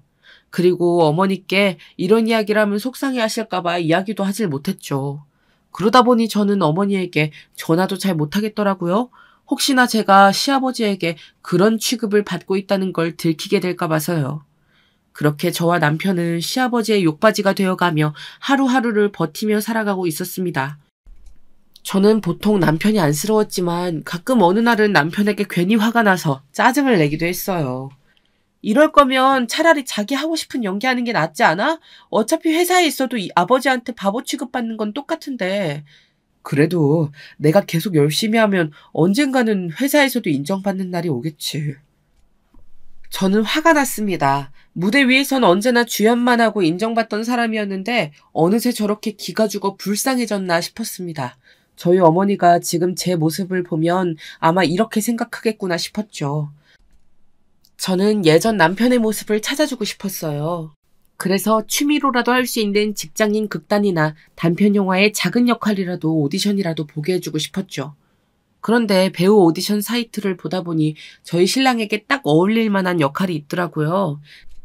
직장인 단편 영화제였는데 직장인들의 애환을 담은 영화에 출연할 직장인을 찾고 있더라고요. 저는 곧바로 남편에게 이야기했죠. 그런데 남편도 처음엔 아니라고 하더니 자꾸만 제게 오디션 날짜가 언제인지 어떤 영화인지 물어보더라고요. 말 그대로 직장인 영화제야. 자기도 이제 진짜 직장인이니까 취미로 이 정도는 할 수 있잖아. 요즘 당신 회사 일로 너무 힘들어하는 거 나 사실 너무 안쓰러워서 못 봐주겠어. 그러니까 오디션이라도 한번 봐봐. 전 남편에게 뭔가 해방구를 만들어주고 싶었습니다. 저만 해도 가끔 시아버지와 마주치기만 해도 숨이 턱턱 막히는데 남편은 매일 회사에서까지 볼 테니 얼마나 힘들까 걱정됐죠. 그런데 제가 남편 걱정을 하고 있던 사이 시아버지께서 제 인생에도 관여하기 시작했습니다. 제가 극단 일을 하는 게 마음에 안 드시는 거야 당연히 알고 있었지만 이런 일까지 하고 계실 줄은 몰랐습니다. 네? 제가 유럽 공연에서 왜 빠져요? 저 리허설까지 다 하고 왔는데?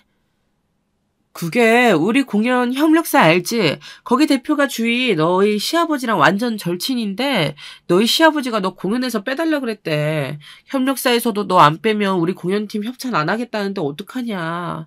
아, 나도 정말 곤란해 죽겠다. 기가 막히다 못해 코까지 막혀서 혈압이 터지기 일보 직전이었습니다.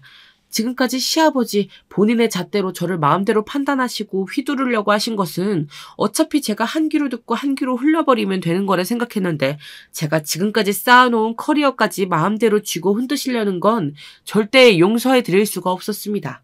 저는 그 길로 시댁으로 달려갔습니다. 시어머니께서도 웬일이냐며 놀라셨더라고요. 전화도 없이 무슨 일이냐고요. 저는 시어머니에게 먼저 사과부터 드렸습니다. 어머니 죄송해요. 그런데 제가 더는 못 참겠어요. 오늘 일은 무례해도 좀 용서해 주세요. 저는 그 길로 시아버지의 서재가 있는 방으로 들어갔습니다. 시아버지는 노크도 없이 문을 벌컥 열고 들어온 저를 보며 혀를 끌끌 차셨어요. 그리고 역시나 평소와 같은 냉담한 표정으로 저를 무시하셨죠. 가정교육 어쪽으로 운운하시면서요. 아버님은 그렇게 떳떳하세요? 그래서 며느리 일까지 마음대로 쥐락펴락 하시면서 갑질하시는 거예요? 뭐? 시아버지한테 갑질? 아무리 마음엔 안 들어도 어쨌든 대외적으로 네가 우리 집안 며느리인데 그런 사람이 외국까지 나가서 광대처럼 춤이나 추는 걸 내가 봐야겠니? 네, 저 광대 맞아요, 아버님. 지금부터 기대하세요. 제가 아버님보다 훨씬 더 유명한 광대가 돼서 놀라게 해드릴 테니까요. 제 말에 시아버지는 콧방귀를 뀌셨습니다.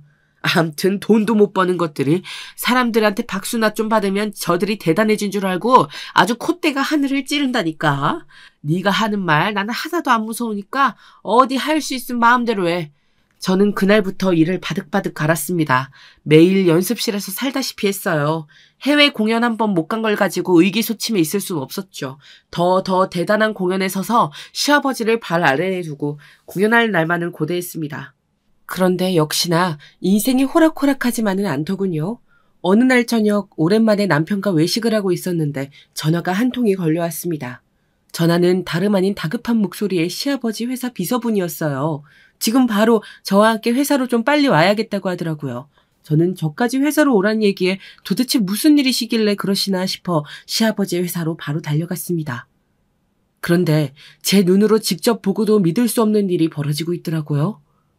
글쎄, 시아버지의 회사에 저희 어머니와 시아버지가 함께 계시더라고요. 아니, 사돈, 뭐하러 애들까지 부르셨어요? 저는 정말 사돈네 회사인 줄 몰랐다니까요. 그래도 새아가도 알아야죠. 자기 친정엄만 이렇게 힘들게 사시는데 본인은 좋은 집에서 호의호식하면서도 고마운 줄 모르고 시아버지 말에 매일 꼬박꼬박 말대꾸하면서 제멋대로 하고 있는데 이걸 봐야 반성이란 걸 하지 않겠어요? 자, 이제 영상 틀어요. 도무지 이게 무슨 상황인가 싶었습니다. 그런데 그 순간 제 눈앞에 펼쳐진 영상 안에는 바로 몇 시간 전 시아버지의 회사 복도에 저희 어머니가 나타나셨더라고요. 그러고는 안내데스크로 가다가 직원들에게 계속 권하시는 것 같았습니다. 저는 어머니에게 설마 우리 시아버지 회사에 보험을 팔러 온 거냐고 물었습니다.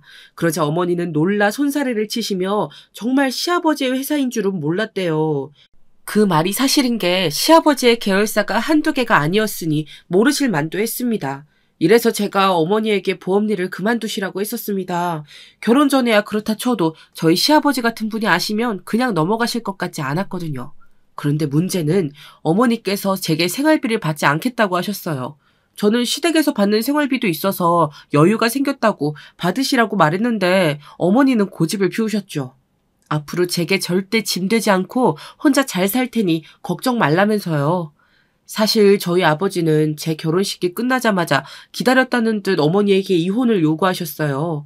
어머니야 어차피 지금까지 남남으로 살았으니 서류가 의미가 있나 싶었는데 아버지의 내연녀가 아무래도 서류상 정리를 원하는 것 같더라고요. 그렇게 해서 결국 저희 부모님은 이혼하셨어요. 제 남편은 알고 있었지만 아직 시댁에는 알리지 않은 상태였죠. 어머니께서 반대하셨거든요. 결혼한 지 얼마 되지도 않았는데 사돈이 바로 이혼했다고 이야기하면 아무래도 제가 책 잡힐 수 있다면서 몇 년 있다 아이가 생기면 하라고 하셨어요. 아마 그래서였을 거예요. 친정부모가 이혼까지 했는데 시댁에서 주는 생활비를 받기까지 하면 제가 시댁에서 힘들 거라고 생각하신 거죠.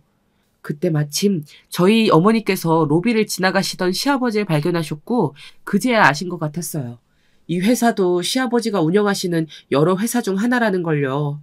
어머니는 그제야 어떻게든 회사를 빠져나오시려고 했는데 시아버지께서도 어머니를 발견하시고는 불러 세우시더군요.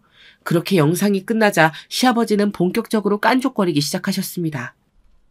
요즘 사돈댁 사업이 영 힘드신가 봅니다. 사부인께서 이렇게 바쁘게 다니시는 걸 보니 설마 그래서 우리 며느리가 아직도 헐거벗고 무대 위에서 춤을 추고 다니나 봐요. 그것도 해외에까지 나가서요.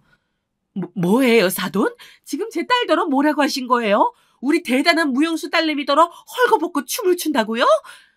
저희 어머니가 아무리 돈을 좋아하고 제가 재벌집 며느리로 떵떵거리며 사는 걸 바라셨다고 해도 한 가지 참지 못하는 게 있으셨죠. 바로 어머니의 인생을 평생 바쳐 만든 무용수 딸, 저를 모욕하는 건 참지 못하셨어요.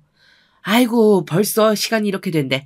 괜히 오늘 저 때문에 하루만 날리셨겠네요. 그 가방에 든 녹즙 다 하면 5만 원이면 되나요? 아버지, 그만하세요. 제가 미우시면 저한테 뭐라고 하시면 되지 장모님한테까지 뭐 하시는 거예요?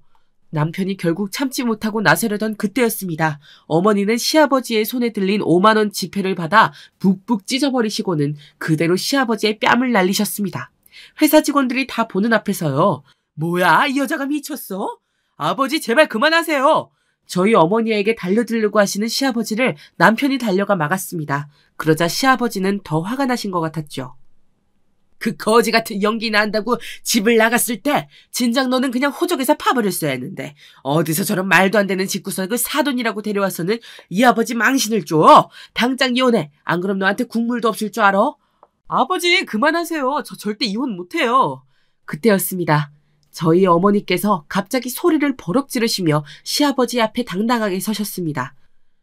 설마 사돈, 지금까지 내 딸과 내 사위를 이렇게 대한 거예요?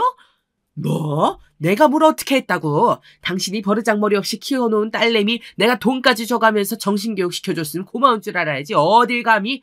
내가 웬만하면 좋게 사과하고 집에 갈라 그랬는데 이 인간 이거 안 되겠네. 돈만 많으면 다야? 재벌이면 다야? 어디 감히 내 보석 같은 딸을 무시해? 그 순간 다시 믿을 수 없는 일이 벌어지고야 말았습니다. 이 여자가 지금 뭐 하는 거야? 어머니께서 갑자기 초록색 가방 안에서 꺼낸 녹즙을 우르르 시아버지의 머리에 쏟아 부어버리셨어요. 돈 좀 당신보다 못 번다고? 우리가 그지야? 내 딸이 평생 먹을 거 못 먹고 놀고 싶은 거 다 참아가면서 얼마나 악착같이 해서 무용수가 됐는데 뭐? 내 딸더러 벌거벗고 춤을 춰? 내 딸이 무용을 하면 받은 상장이 몇 개인 줄 알아? 우리 딸이 나온 대학이 얼마나 대단한 대학인 줄 아냐고! 그딴 걸 내가 왜 알아야 해? 그래봐야 아직도 보험이나 팔고 녹즙이나 팔러 다니는 게. 이 무식한 새끼가 예술이 뭔지도 모르면서 감히 내 앞에서 잘난 척 떠들어. 얘들아, 됐어. 이런 인간이 무슨 부모라고 저딴 인간이랑 있어봐야 별거 하나도 없어. 가자. 어머니는 그대로 저와 제 남편의 손을 잡고 시아버지의 회사를 당당히 나오셨습니다. 그 이후 저와 남편은 시아버지께서 사주신 집이며 차, 직장을 모두 버리고 어머니의 집으로 들어왔어요. 그런데 신기하게도 그 이후부터 모든 일이 술술 풀리기 시작했습니다. 남편은 얼마 전 시아버지 몰래 보았던 오디션에 합격해서 직장인 영화 공모전 오디션에 합격했습니다. 물론 큰 상영관에 걸리는 영화는 아니었다만 그래도 카메라 앞에 설 수 있다는 것만으로도 남편은 좋아했어요. 그리고 무엇보다 가장 큰 성과는 바로 저였어요. 제가 SNS에 올린 제 연습 영상을 보고 외국에서 주최한 행사에 초청을 받았습니다. 그 소식을 어떻게 알았는지 많은 중소기업에서 저를 협찬해주겠다고 연락이 왔더라고요. 알고 보니 초청받은 행사가 여러 나라의 중소기업들이 모이는 행사 중에 꽤 큰 행사였어요. 그리고 무엇보다 큰 투자자들이 많이 모이는 행사더라고요. 그래서 회사들 입장에선 참여하는 것만으로도 굉장히 좋은 기회였죠. 그런데 그중 제게 아주 익숙한 회사 이름이 하나 있더라고요. 바로 제가 가기로 되어 있던 공연에 저희 시아버지의 입김으로 저를 제외했던 그 회사였어요. 저는 곧바로 그 회사 홍보팀에 연락해서 제 협력사가 되어달라고 했습니다. 그리고 조건을 하나 붙였죠. 저희 시아버지 아시죠? 제 공연에 그분을 어떻게든 모시고 와주세요. 그럼 무조건 함께 가겠습니다. 저희 시아버지가 그 공연에 정말 왔냐고요? 저도 사실 반신반의했습니다. 워낙 자존심이 강하신 분이니까요. 그런데 그 회사 대표님께서 자신의 회사인 굉장히 중요한 행사라며 정말 저희 시아버지를 끌고 오셨더라고요. 공연은 시작됐고 저희 시아버지는 당연히 가장 앞쪽에 자리하고 앉으셨습니다. 공연이 끝나고 저는 그 자리에 있던 많은 사람들의 박수를 받았어요. 그리고 그날 많은 러브콜도 받았습니다. 그런데 러브콜보다도 신기한 일이 잠시 뒤 제게 벌어졌습니다. 저희 시아버지께서 제게 다가오시더니 믿을 수 없는 말씀을 하시더라고요. 지금까지 내가 너에 대해 잘 알지도 못하면서 함부로 얘기한 것 같다. 미안하다. 내가 앞으로는 네 공연이 있을 때마다 가장 맨 앞줄에 앉아도 되겠니? 그날 제 공연을 보신 시아버지는 엄청난 감동을 받으셨답니다. 제 입장에선 정말 믿을 수 없는 반전이었죠. 시아버지는 그런 공연을 객석에서 보신 것도 태어나 처음이었고 그렇게 많은 외국 사람들 틈에서 박수를 받는 제 모습도 대단해 보이셨다네요. 그날 이후 저희 시아버지는 정말 달라지셨습니다. 남편이 한다는 연극도 보러 가겠다고 하셨다네요. 물론 사람이 변한다고 해서 그 전에 받았던 상처들까지 다 사라지는 것은 아닙니다. 하지만 가족은 좀 다르죠. 겪어보니 시아버지도 평생 앞만 보고 달리시느라 주변을 돌아볼 여유가 없으셨던 것 같아요. 저도 앞으로는 조금 더 마음을 열고 시아버지에게 많은 경험을 하게 해드리겠다고 약속드렸습니다.